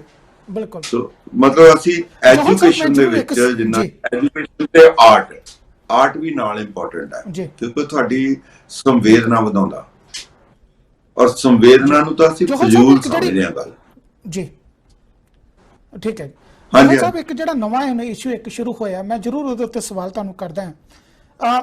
ਅੱਜ ਸਾਡੇ ਹੱਥ ਦੇ ਵਿੱਚ ਵੱਡੀ ਵੱਡੀ ਟੈਕਨੋਲੋਜੀ ਹੋਣੀ ਚਾਹੀਦੀ ਸੀ, ਪਰ ਜਿਹੜੀ ਇੱਕ ਨਵੀਂ ਖੇਡ ਜਿਹੜੀ ਸਾਡੀ ਕੰਟਰੀ ਦੇ ਵਿੱਚ ਸ਼ੁਰੂ ਹੋਈ ਹੈ ਧਾਰਮਿਕ ਸਥਲਾਂ ਨੂੰ ਲੈ ਕੇ, ਪੰਜਾਬ ਦੇ ਵਿੱਚ ਵੀ ਬਹੁਤ ਸਾਰੇ ਧਾਰਮਿਕ ਸਥਲ ਬਣਾਏ ਨੇ। ਉਹਨੇ ਅਸੀਂ ਜਿਹੜੀਆਂ IIT ਨਹੀਂ ਬਣਾ ਸਕੇ, ਉਹਨੇ ਅਸੀਂ ਵੱਡੇ ਯੂਨੀਵਰਸਿਟੀਜ਼ ਨਹੀਂ ਬਣਾ ਸਕੇ, ਉਹਨੇ ਅਸੀਂ ਫ੍ਰੀ ਕਾਲਜ ਨਹੀਂ ਬਣਾ ਸਕੇ, ਲੇਕਿਨ ਅਸੀਂ ਧਾਰਮਿਕ ਸਥਾਨਾਂ ਦੇ ਉੱਤੇ ਬਥੇਰੀ ਪੋਲਿਟਿਕਸ ਪੰਜਾਬ ਦੇ ਵਿੱਚ ਵੀ ਕੀਤੀ ਹੈ ਤੇ ਭਾਰਤ ਦੇ ਵਿੱਚ ਵੀ ਹੋ ਰਹੀ ਹੈ। ਹੁਣ ਕਲੇਮ ਇਹ ਸ਼ੁਰੂ ਹੋ ਗਏ ਨੇ ਕਿ ਦੁਨੀਆ ਦਾ ਸਭ ਤੋਂ ਵੱਡਾ ਮੰਦਿਰ ਬਣਾਉਣਾ, ਦੁਨੀਆ ਦਾ ਸਭ ਤੋਂ ਉੱਚਾ ਮੰਦਿਰ ਬਣਾਉਣਾ, ਦੁਨੀਆ ਦਾ ਸਭ ਤੋਂ ਵੱਡਾ ਗੁਰਦੁਆਰਾ ਅਸੀਂ ਇੱਥੇ ਬਣਾਉਣਾ। ਇਸ ਤਰੀਕੇ ਦੀਆਂ ਜਿਹੜੀਆਂ ਆਪਣੀਆਂ ਖੇਡਾਂ ਜਿਹੜੀਆਂ ਉਹ ਸ਼ੁਰੂ ਹੋ ਚੁੱਕੀਆਂ ਹੋਈਆਂ ਨੇ। ਪਰ ਜਿਹੜੀ ਮੈਂ ਗੱਲ ਕਰਦਾ ਆਜ਼ਾਦੀ ਤੋਂ ਲੈ ਕੇ ਜਿਹੜੀ ਅੱਜ ਤੱਕ ਇੱਕ ਮੰਗ ਰਹੀ ਹੈ ਕਿ ਬੇਸਿਕ ਜਿਹੜੀਆਂ ਸਹੂਲਤਾਂ ਨੇ, ਉਹ ਸਹੂਲਤਾਂ ਦੀ ਕਮੀ ਅੱਜ ਵੀ ਹੈ ਤੇ ਕੱਲ ਤੱਕ ਵੀ ਰਹੂਗੀ ਅਗਰ ਤੁਸੀਂ ਉਹਨੂੰ ਸਰਕਾਰਾਂ ਦਾ ਸਿਸਟਮ ਜਿਹੜਾ ਉਹ ਪੂਰਾ ਨਹੀਂ ਕਰੇਗਾ। ਜੇ ਇਸੇ ਹਾਲਾਤ ਦੇ ਨਾਲ ਅਸੀਂ ਚੱਲਦੇ ਰਹੇ, ਪ੍ਰਵਾਸ ਵੀ ਇਸੇ ਹਾਲਾਤਾਂ ਦੇ ਵਿੱਚ ਹੁੰਦਾ ਰਿਹਾ ਜਿਹਨੂੰ ਤੁਸੀਂ ਕਹਿੰਦੇ ਕਿ ਕੋਈ ਰੋਕ ਨਹੀਂ ਸਕਦਾ, ਠੀਕ ਹੈ, ਇੱਕੋ ਲੋੜ ਹੈਗੀ ਹੈ, ਤਾਂ ਅੰਤ ਕੀ ਹੋਊਗਾ? ਆਪਾਂ ਕਿਉਂਕਿ ਜੇ ਸਿਆਣੇ ਆ ਤਾਂ ਆਪਾਂ ਦੂਰ ਦੀ ਵੀ ਗੱਲ ਕਰੀਏ ਨਾ, ਅੱਜ ਦੀ ਨਾ ਗੱਲ ਕਰੀਏ, ਆਪਾਂ ਦੂਰ ਦੀ ਵੀ ਗੱਲ ਕਰਕੇ ਵੇਖੀਏ ਕਿ ਫਿਰ ਕੀ ਹੈ, ਮੋੜ ਕਦੋਂ ਆਊਗਾ? ਕੀ ਆਪਾਂ ਹੁਣ ਫਿਰ ਸਤਯੁਗ ਦੀ ਵੇਟ ਕਰੀਏ ਵੀ ਕਲਯੁਗ ਕਦੋਂ ਹੋਊਗਾ? ਕਿੰਨੇ ਕੁ ਸਾਲ ਰਹਿ ਗਏ ਨੇ, ਸਤਯੁਗ ਕਦੋਂ ਆਉਣਾ, ਤੇ ਫਿਰ ਆਪਾਂ ਗੱਲ ਕਰਾਂਗੇ। ਗੱਲ ਇਹ ਆ ਵੀ ਸਤਯੁਗ ਤਾਂ ਇੱਕ ਸੁਪਨਾ ਹੀ ਹੁੰਦਾ, ਸਤਯੁਗ ਤਾਂ ਐਵੇਂ ਗੱਲਾਂ ਹੀ ਨਹੀਂ ਬਣੀਆਂ ਹੋਈਆਂ। ਸਾਡੇ ਗੁਰੂ ਸਾਹਿਬਾਨ ਵੱਡੇ ਵੱਡੇ ਜਿਹੜੇ ਸੀ ਉਹ ਸਾਰੇ ਕਲਯੁਗ ਨਾਲ ਹੀ ਲੜਦੇ ਰਹੇ। ਸੁਕਰਾਤ ਵੀ ਕਲਯੁਗ ਨਾਲ ਰਲਦਾ ਮਰਿਆ, ਈਸਾ ਵੀ ਕਲਯੁਗ ਨਾਲ ਰਲਦੇ ਮਰੇ ਆ। ਆਪਣੇ ਗੁਰੂ ਸਾਹਿਬਾਨ ਜਿਹੜੇ ਉਹ ਵੀ ਕਲਯੁਗ ਨਾਲ ਹੀ ਲੜਾਈ ਲੜਦੇ ਰਹੇ। ਜਿਹੜੇ ਹਿੰਦੂ ਮੈਥੋਲੋਜੀ ਪੜ੍ਹ ਲਓ ਤੁਸੀਂ, ਮਹਾਭਾਰਤ ਪੜ੍ਹ ਲਓ, ਉਹ ਵੀ ਸਾਰੀ ਕਲਯੁਗ 'ਚ ਹੀ ਲੜਾਈ ਹੁੰਦੀ ਰਹੀ ਹੈ। ਸੋ ਜਿਹੜੀ ਦੁਨੀਆ ਹੁੰਦਾ, ਜਿਹੜਾ ਯੁੱਗ ਹੈ ਉਹ ਸਿਰਫ ਕਲਯੁਗ ਹੀ ਚੱਲਦਾ ਹੁੰਦਾ। ਸਤਯੁਗ ਉਹਦਾ ਹੀ ਹੈ ਜਿਹਦਾ ਕੋਈ ਜੁਗਾੜ ਬਣ ਗਿਆ, ਜਿਹਦਾ ਕੋਈ ਸੂਤ ਆ ਗਿਆ, ਜਿਹਦੇ ਕੋਲ 4 ਪੈਸੇ ਆ ਗਏ, ਜਾਂ ਜਿਹਦੇ ਨਾਲ 4 ਬੰਦੇ ਜੁੜ ਗਏ, ਉਹਦਾ ਸਤਯੁਗ ਆ। ਜਿਹਦਾ ਸੂਤ ਆ ਗਿਆ ਉਹਦਾ ਸਤਯੁਗ ਆ। ਬਾਕੀ ਦੁਨੀਆ ਲਈ ਜਿਹੜਾ ਹੁੰਦਾ ਇਹ ਕਲਯੁਗ ਹੀ ਹੁੰਦਾ। ਤੇ ਬਾਕੀ ਜਿਹੜੀ ਤੁਸੀਂ ਗੱਲ ਕਰਦੇ ਹੋ ਵੀ ਅੱਗੇ ਫਿਊਚਰ ਦਾ ਕੀ ਹੈ, ਜਿਸ ਤਰ੍ਹਾਂ ਪ੍ਰਵਾਸ ਹੋ ਰਿਹਾ, ਜਿਹੜੇ ਸਾਡੇ ਜਿਹੜੇ ਇੰਸਟੀਟਿਊਸ਼ਨ ਨੇ, ਕਾਲਜ ਨੇ ਜਿਹੜੇ ਨੇ, ਤੁਸੀਂ ਬਲੀਵ ਨਹੀਂ ਕਰੋਗੇ, ਆ ਤਾਂ ਹੁਣ ਕਰੋਨਾ ਕਰਕੇ ਹੋ ਗਿਆ। ਅਦਰਵਾਈਜ਼ ਜਿਹੜੇ ਸਾਡੇ ਕਾਲਜਾਂ ਯੂਨੀਵਰਸਿਟੀਆਂ ਦੇ ਵਿੱਚ ਆਲਰੇਡੀ ਹਾਜ਼ਰੀ ਇੰਨੀ ਘਟ ਗਈ ਸੀ ਵੀ ਸੈਕੰਡ ਈਅਰ ਥਰਡ ਈਅਰ ਦੇ ਵਿੱਚ ਤਾਂ ਸਟੂਡੈਂਟ ਪਹੁੰਚਦੇ ਹੀ ਨਹੀਂ ਸੀਗੇ, ਜਾਂ ਜਿਹੜੇ ਕੋਈ ਬਾਹਲਾ ਜਿਹਦਾ ਨਹੀਂ ਦਾ ਲੱਗਦਾ, ਉਹ ਹੋਰ ਕਿਤੇ ਦਾ ਨਹੀਂ ਲੱਗਿਆ ਉਹੀ ਸੀਗਾ, ਉਹਨਾਂ ਦਾ ਆਲਰੇਡੀ ਲੈਵਲ ਇਹ ਹੋ ਗਿਆ ਸੀ। ਅਸੀਂ ਯੂਥ ਫੈਸਟੀਵਲਾਂ ਤੇ ਜਾਂਦੇ ਸੀ, ਕਈ ਕਾਲਜਾਂ ਦੇ ਵਿੱਚ ਸਟੂਡੈਂਟ ਹੀ 50 ਹੁੰਦੇ ਸੀ, ਤੇ ਉਹ ਚੋਂ ਟੈਲੈਂਟ ਕੀ ਨਿਕਲਣੀ ਆ? 50 ਚੋਂ ਜੇ 2 ਨਿਕਲਦੇ ਆ ਤੇ ਉਹ 1000 ਚੋਂ ਤਾਂ 20 ਨਿਕਲਣਗੇ ਨਾ।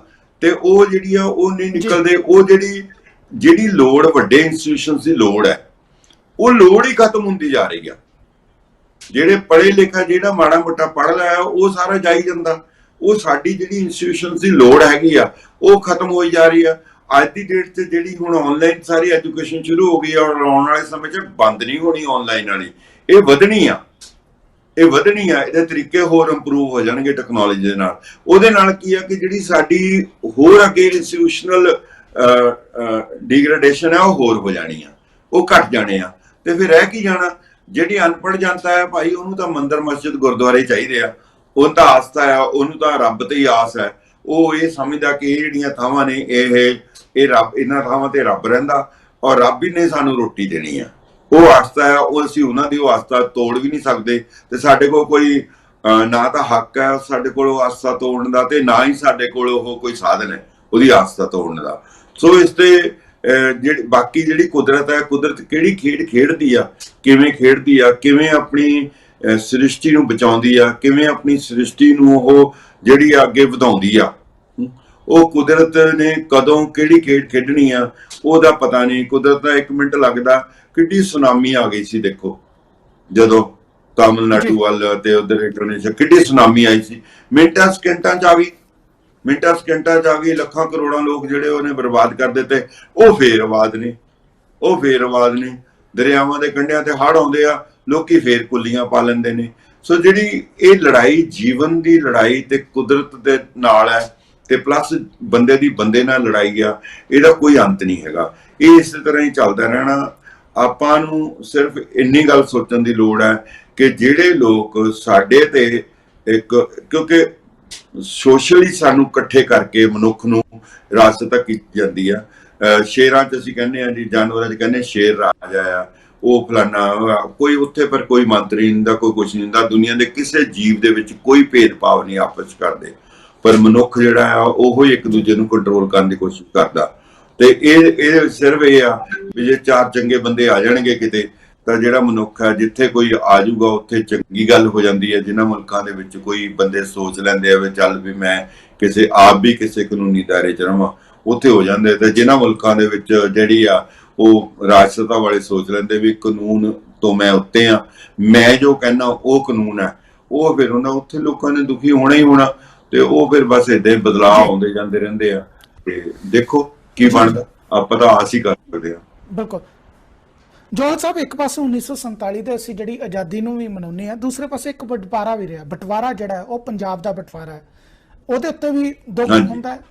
ਅੱਜ ਵੀ ਕੁਝ ਘੰਟਿਆਂ ਬਾਅਦ ਜਿਹੜਾ ਤੁਹਾਡੇ ਉੱਥੇ ਬਿਲਕੁਲ ਜੀ, ਮੈਂ ਮਤਲਬ ਕਿ ਮੈਂ 47 ਦੀ ਚੀਜ਼ ਨਾਂ ਉੱਤੇ ਇੱਕ ਡਾਕੂਮੈਂਟਰੀ ਦਾ ਮਟੀਰੀਅਲ ਤਿਆਰ ਕੀਤਾ। ਤਕਰੀਬਨ ਮੇਰੇ ਕੋਲ 100 ਘੰਟੇ ਦਾ ਮਟੀਰੀਅਲ ਹੈ ਉਹ, ਜਿਹੜਾ ਤੇ ਵੱਖ-ਵੱਖ ਪੰਜਾਬ ਥਾਵਾਂ ਤੇ ਜਾ ਕੇ ਉਹ ਮਟੀਰੀਅਲ ਇਕੱਠਾ ਕੀਤਾ। ਉਹਦੇ ਵਿੱਚ ਸਭ ਤੋਂ ਕਲਾਸੀਕਲ ਗੱਲ ਕੀ ਆ ਕਿ ਇੱਕ ਔਰਤ ਸੀ 100 ਸਾਲ ਦੀ ਕਰੀਬ, ਇਹ 2014-15 ਦੀ ਗੱਲ ਹੈ, 100 ਸਾਲ ਤੋਂ ਉੱਤੇ ਸੀਗੀ, ਬੜੀ ਵਧੀਆ ਆਵਾਜ਼, ਸਾਰਾ ਕੁਝ, ਮਤਲਬ 1 ਘੰਟਾ ਲਗਾਤਾਰ ਬੋਲੀ ਉਹ ਵੀ ਕਿਵੇਂ ਔਰਤਾਂ ਨਾਲ ਏਦਾਂ ਮਾੜਾ ਹੋਇਆ, ਕਿਵੇਂ ਆ ਹੋਇਆ, ਐ ਹੋਇਆ। ਤੇ ਮੈਂ ਉਹਨੂੰ ਇਹ ਨਹੀਂ ਸੀ ਪਤਾ ਵੀ ਕੋਈ ਮੁਲਕ ਵੰਡ ਹੋਏ ਆ। ਤੇ ਮੈਂ ਉਹਨੂੰ ਪੁੱਛਿਆ, ਮੈਂ ਕਿਹਾ ਜੀ ਬੇਬੇ ਜੀ ਵੀ ਜੇਕਰ ਤੁਹਾਨੂੰ ਹੁਣ ਕਹੇ ਵੀ ਤੁਸੀਂ ਉੱਤੇ ਪੁਰਾਣੇ ਪਿੰਡ ਜਾਣਾ, ਕਹਿੰਦੀ ਨਾ ਨਾ ਨਾ ਨਾ ਉੱਥੇ ਨਾ ਜਾਇਓ, ਉੱਥੇ ਬਹੁਤ ਰੌਲਾ ਆ। ਮਤਲਬ ਉਹ 70 ਸਾਲ ਦੇ ਨੇੜੇ ਤੋਂ ਬਾਅਦ ਵੀ ਮਤਲਬ ਉਹਨੂੰ ਪਤਾ ਹੀ ਨਹੀਂ ਵੀ ਮੁਲਕ ਵੰਡ ਹੋਈ ਆ। ਉਹਨੂੰ ਇਹੀ ਪਤਾ ਵੀ ਉੱਥੇ ਰੌਲਾ ਆ ਤੇ ਹਾਲੇ ਵੀ ਰੌਲਾ ਹੀ ਚੱਲਦਾ ਉਹਨਾਂ ਮਨਾਂ ਦੇ ਵਿੱਚ। ਸੋ ਬਹੁਤ ਵੱਡੀਆਂ ਚੀਜ਼ਾਂ ਨੇ। ਇਹੋ ਜਿਹੇ ਬੰਦੇ ਨੂੰ ਵੀ ਮੈਂ ਟੱਕਰਿਆ ਜਿਹੜਾ ਕਿ 93 ਸਾਲ ਦਾ ਸੀਗਾ, ਜਿਹਨੇ ਇਹ ਮੰਨਿਆ ਮੇਰੇ ਕੋਲ ਔਨ ਰਿਕਾਰਡ ਕਿ ਮੈਂ ਏਦਾਂ ਅਸੀਂ ਇੱਥੋਂ ਜਿਹੜੇ ਆ ਮੁਸਲਮਾਨ ਮਾਰੇ ਆ ਜਾਂ ਕੀਤਾ ਆ। ਤੇ ਚਲੋ ਬਾਅਦ ਚ ਉਹਨੇ ਪਛਤਾਵਾ ਵੀ ਕੀਤਾ, ਜੋ ਵੀ ਕੀਤਾ। ਮਤਲਬ ਕਿ ਚੀਜ਼ ਜਿਹੜੀ ਆ ਉਹ ਚੀਜ਼ ਖਤਮ ਨਹੀਂ ਹੋਣੀ, ਉਹ ਚੀਜ਼ ਪੀੜ੍ਹੀ ਦਰ ਪੀੜ੍ਹੀ ਚੱਲਣੀ ਆ। ਔਰ ਉਸ ਚੀਜ਼ ਨੂੰ ਜਿਹੜਾ ਆ ਜੇ ਕੋਈ ਖਤਮ ਕਰ ਸੋਚੇ ਨਾ ਕਿ ਖਤਮ ਕਰਨ ਵਾਲੀ ਨਹੀਂ ਹੋਣੀ। ਉੱਪਰ ਸਿਰਫ ਇੱਕੋ ਗੱਲ ਹੈ ਕਿ ਜਿਹੜੀ 47 ਦੀ ਚੀਜ਼ ਸੀਗੀ ਉਹਦੀ ਕਿਸੇ ਸਿਆਸੀ ਪਾਰਟੀ ਨੇ ਬਾਂਹ ਨਹੀਂ ਫੜੀ, ਨਾ ਧਾਰਮਿਕ ਨਾ ਸਿਆਸੀ, ਕਿਸੇ ਨੇ ਉਹਦੀ ਬਾਂਹ ਨਹੀਂ ਫੜੀ। ਬਾਕੀ ਜਿੰਨੀਆਂ ਹੋਰ ਵੀ ਘਟਨਾਵਾਂ ਵਾਪਰੀਆਂ ਨੇ ਉਹ ਕਿਤੇ ਨਾ ਕਿਤੇ ਕੋਈ ਨਾ ਕੋਈ ਪੋਲੀਟੀਕਲ ਪਾਰਟੀ, ਕੋਈ ਨਾ ਕੋਈ ਧਾਰਮਿਕ ਫਿਰਕਾ ਜਾਂ ਕੋਈ ਹੋਰ ਜਾਤ ਪਾਤ ਵਾਲੇ ਜਿਹੜੇ ਆ ਉਹ ਉਹਨਾਂ ਦੇ ਨਾਲ ਖੜੇ ਹੋਏ ਆ।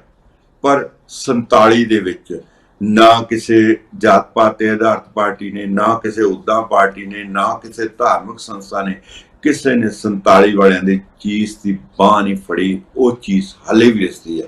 ਜਿਹੜੇ ਬੰਦੇ ਜੀਂਦੇ ਆ ਉਹਨਾਂ ਦੇ ਅੰਦਰ ਹਾਲੇ ਵੀ ਰਸਦੇ ਆ, ਹਾਲੇ ਵੀ ਉਹਨਾਂ ਨੂੰ ਜਿਹੜੇ ਉਹ ਚੱਕਾਂ ਦੇ ਇਲਾਕਿਆਂ ਦੇ ਉਹਨਾਂ ਦੇ ਸੁਪਨੇ ਆਉਂਦੇ ਆ, ਹਾਲੇ ਵੀ ਸੁਪਨੇ ਆਉਂਦੇ ਆ। ਸੋ ਉਹ ਜਿਹੜੇ ਆ ਉਹਨਾਂ ਦੇ ਆਉਂਦੇ ਆ, ਉਹ ਸੁਣਾਉਂਦੇ ਆ, ਪਰ ਉਹ ਸੁਣੇ ਨਹੀਂ ਜਾਂਦੇ। ਜੀ ਬਿਲਕੁਲ, ਇਹ ਚੀਜ਼ ਜਿਹੜੀ ਹੈ ਕਦੀ ਘਟ ਨਹੀਂ ਸਕਦੀ, ਪਰ ਇਹਦੇ ਉੱਤੇ ਕਿਤੇ ਨਾ ਕਿਤੇ ਮਲਮ ਜਿਹੜੀ ਆ ਉਹ ਲੱਗ ਸਕਦੀ ਹੈ। ਬਿਲਕੁਲ, ਜਿਸ ਤਰ੍ਹਾਂ ਕਿ 100 ਸਾਲ ਦੀ ਜਿਹੜੀ ਔਰਤ ਹੈ ਉਹਨੂੰ ਅਜੇ ਵੀ ਲੱਗਦਾ ਕਿ ਮੁਲਕ ਜਿਹੜੇ ਨੇ ਉਹ ਨਹੀਂ ਵੰਡੇਗੇ। ਸੱਚਮੁੱਚ ਸਾਡੇ ਰਾਜਨੀਤਿਕ ਲੋਕਾਂ ਵਾਸਤੇ ਇਹ ਮੁਲਕ ਨਹੀਂ ਵੰਡੇਗੇ। ਕੋਈ ਉੱਥੇ ਜਾਂਦਾ ਹੈ ਉਹ ਚਿੱਟਾ ਘੋੜਾ ਲੈ ਆਉਂਦਾ, ਕੋਈ ਜਾਂਦਾ ਉਹ ਟਰੈਕਟਰ ਲੈ ਜਾਂਦਾ, ਕੋਈ ਕਹਿੰਦਾ ਉੱਥੋਂ ਕੋਇਲ ਲੈ ਕੇ ਆ ਜਾਂਦਾ, ਕੋਈ ਆਉਂਦਾ ਉੱਥੋਂ ਜਿਹੜੀ ਉਹ ਡਰਾਮੇਬਾਜ਼ੀ ਤਾਂ ਹੁੰਦੀ ਰਹਿਣੀ ਹੈ ਉਹਨਾਂ ਦੀ ਜਿਹੜੀ ਉਹ ਚੱਲਦੀ ਰਹਿੰਦੀ ਹੈ। ਪਰ ਜਿਹੜੇ ਆਮ ਲੋਕ ਨੇ ਉਹ ਕਿਸ ਤਰੀਕੇ ਨਾਲ ਵੰਡੇਗੇ? ਭਾਵੇਂ ਆਜ਼ਾਦੀ ਦੀ ਲੱਖ ਖੁਸ਼ੀਆਂ ਹੋਣ, ਪਰ ਪੰਜਾਬ ਦੇ ਪਿੰਡੇ ਦੇ ਉੱਤੇ ਜਿਹੜੀ ਕੰਡਿਆਲੀ ਤਾਰ ਜਿਹੜੀ ਵਾਹੀ ਹੈ, ਇਸ ਨੇ ਜਿਹੜਾ ਜਿਸ ਤਰੀਕੇ ਦਾ ਸੰਤਾਪ ਦਿੱਤਾ ਉਹਨੂੰ ਵੀ ਕਦੀ ਜਿਹੜਾ ਉਹ ਨਹੀਂ ਭੁਲਾਇਆ ਜਾ ਸਕਦਾ।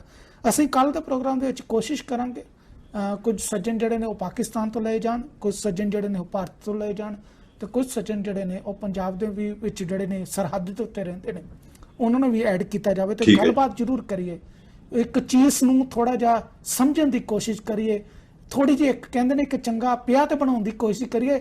ਅੱਜ ਸੜਕ ਨਹੀਂ ਬਣਾ ਸਕਦੇ, ਪ੍ਰੀਮਿਕਸ ਨਹੀਂ ਪਾ ਸਕਦੇ, ਪਰ ਇੱਕ ਪਿਆ ਤੇ ਤਿਆਰ ਕਰ ਸਕਦੇ ਨੇ ਜਿਹਦੇ ਵਿੱਚ ਥੋੜੀ ਬਹੁਤੀ ਆਪਾਂ ਗੱਲਬਾਤ ਕਰੀਏ। ਪਰ ਦੁੱਖ ਦੀ ਗੱਲ ਉਹੀ ਹੈ, ਸੇਮ ਸਟੋਰੀਜ਼ ਨੇ, ਸੇਮ ਸਭ ਕੁਝ ਹੈਗਾ। ਝੰਡੇ ਚੜਾਏ ਜਾਣਗੇ, ਵਾਅਦੇ ਕੀਤੇ ਜਾਣਗੇ, ਕੁਝ ਨੂੰ ਸਿਲਾਈ ਮਸ਼ੀਨਾਂ ਦਿੱਤੀਆਂ ਜਾਣਗੀਆਂ, ਕੁਝ ਨੂੰ ਜਿਹੜੇ ਟਰਾਈ ਸਾਈਕਲ ਦਿੱਤੇ ਜਾਣਗੇ, ਪਰ ਹਾਲਾਤ ਫਿਰ ਉੱਥੇ ਦੇ ਉੱਥੇ ਰਹਿਣਗੇ। ਇਹ ਜਿਹੜੀ ਇਹ ਦੁੱਖ ਦੀ ਗੱਲ ਹੈ, ਪਰ ਸਾਡੀ ਰਾਜਨੀਤੀ ਨੂੰ ਸਮਝਣ ਦੀ ਲੋੜ ਹੈ।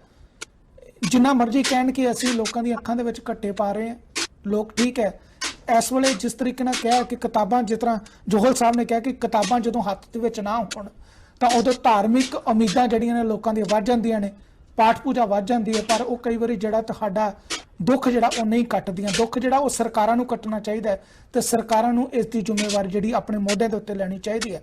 ਸੋ ਕੋਸ਼ਿਸ਼ ਕਰਾਂਗੇ ਦੋਵਾਂ ਪਾਸਿਆਂ ਦਾ ਦਰਦ ਜਿਹੜਾ ਉਹ ਕੱਲ ਅਸੀਂ ਇਕੱਠਾ ਕਰਕੇ ਤੁਹਾਡੇ ਸਾਹਮਣੇ ਲੈ ਕੇ ਆ ਸਕੀਏ, ਗੱਲਬਾਤ ਕਰੀਏ, ਗਲਵੱਕੜੀ ਪਾਉਣ ਦੀ ਕੋਸ਼ਿਸ਼ ਕਰੀਏ। ਸੋ ਜੋਹਲ ਸਾਹਿਬ, ਤੁਹਾਡਾ ਬਹੁਤ ਬਹੁਤ ਧੰਨਵਾਦ, ਤੁਸੀਂ ਅੱਜ ਕੀਮਤੀ ਸਮਾਂ ਦਿੱਤਾ।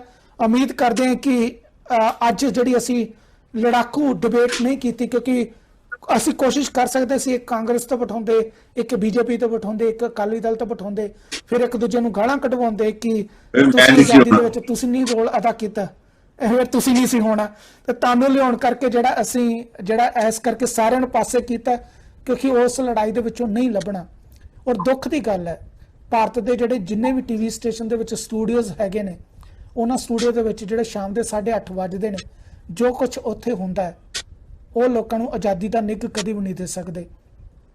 ਜਿਹੜੀਆਂ ਉਹ ਲੜਾਈਆਂ, ਜਿਹੜੀਆਂ ਧਾਰਮਿਕ ਲੜਾਈਆਂ, ਜਿਹੜੀਆਂ ਵੱਖ-ਵੱਖ ਤਰੀਕੇ ਦੇ ਮੁੱਦੇ ਲਿਆਂਦੇ ਜਾਂਦੇ ਨੇ, ਉਹ ਲੋਕਾਂ ਨੂੰ ਸੱਚਾਈ ਤੋਂ ਕਿਤੇ ਦੂਰ ਕਰਦੇ ਨੇ। ਸੋ ਸਾਡੀ ਕੋਸ਼ਿਸ਼ ਹੈ ਅਸੀਂ ਥੋੜਾ ਜਿਹਾ ਪਰੇ ਰਹਿ ਕੇ ਕੋਸ਼ਿਸ਼ ਕਰੀਏ, ਅੱਗੇ ਵਧਣ ਦੀ ਕੋਸ਼ਿਸ਼ ਕਰੀਏ। ਸੋ ਜੋਹਲ ਸਾਹਿਬ, ਤੁਹਾਡਾ ਬਹੁਤ ਬਹੁਤ ਧੰਨਵਾਦ। ਕੱਲ ਦੁਬਾਰਾ ਤੁਹਾਡੇ ਨਾਲ ਹੋਵੇਗੀ ਮੁਲਾਕਾਤ, ਅਤੇ ਦਰਸ਼ਕਾਂ ਨੂੰ ਅਸੀਂ ਬੇਨਤੀ ਕਰਦੇ ਹਾਂ ਜੀ, ਅਗਰ ਤੁਹਾਡਾ ਕੋਈ ਸੁਝਾਅ ਹੈਗਾ, ਕਿਸੇ ਤਰੀਕੇ ਦਾ ਕੋਈ ਸਵਾਲ ਹੈ, ਕੁਝ ਕਾਲਾਂ ਆਈਆਂ ਸਨ ਉਹਨਾਂ ਨੂੰ ਮੈਂ ਲੈ ਨਹੀਂ ਸਕਿਆ, ਟੈਕਨੀਕਲ ਫਾਲਟ ਕਰਕੇ ਮੈਂ ਮਾਫੀ ਚਾਹੁੰਦਾ, ਅਤੇ ਤੁਸੀਂ ਈਮੇਲ ਕਰ ਸਕਦੇ ਹੋ mbella@cktimetv.com ਅਤੇ info@cktimetv.com। ਬਹੁਤ ਬਹੁਤ ਧੰਨਵਾਦ, ਰੱਬ ਰੱਖਾ, ਸਤਿ ਸ਼੍ਰੀ ਅਕਾਲ ਜੀ।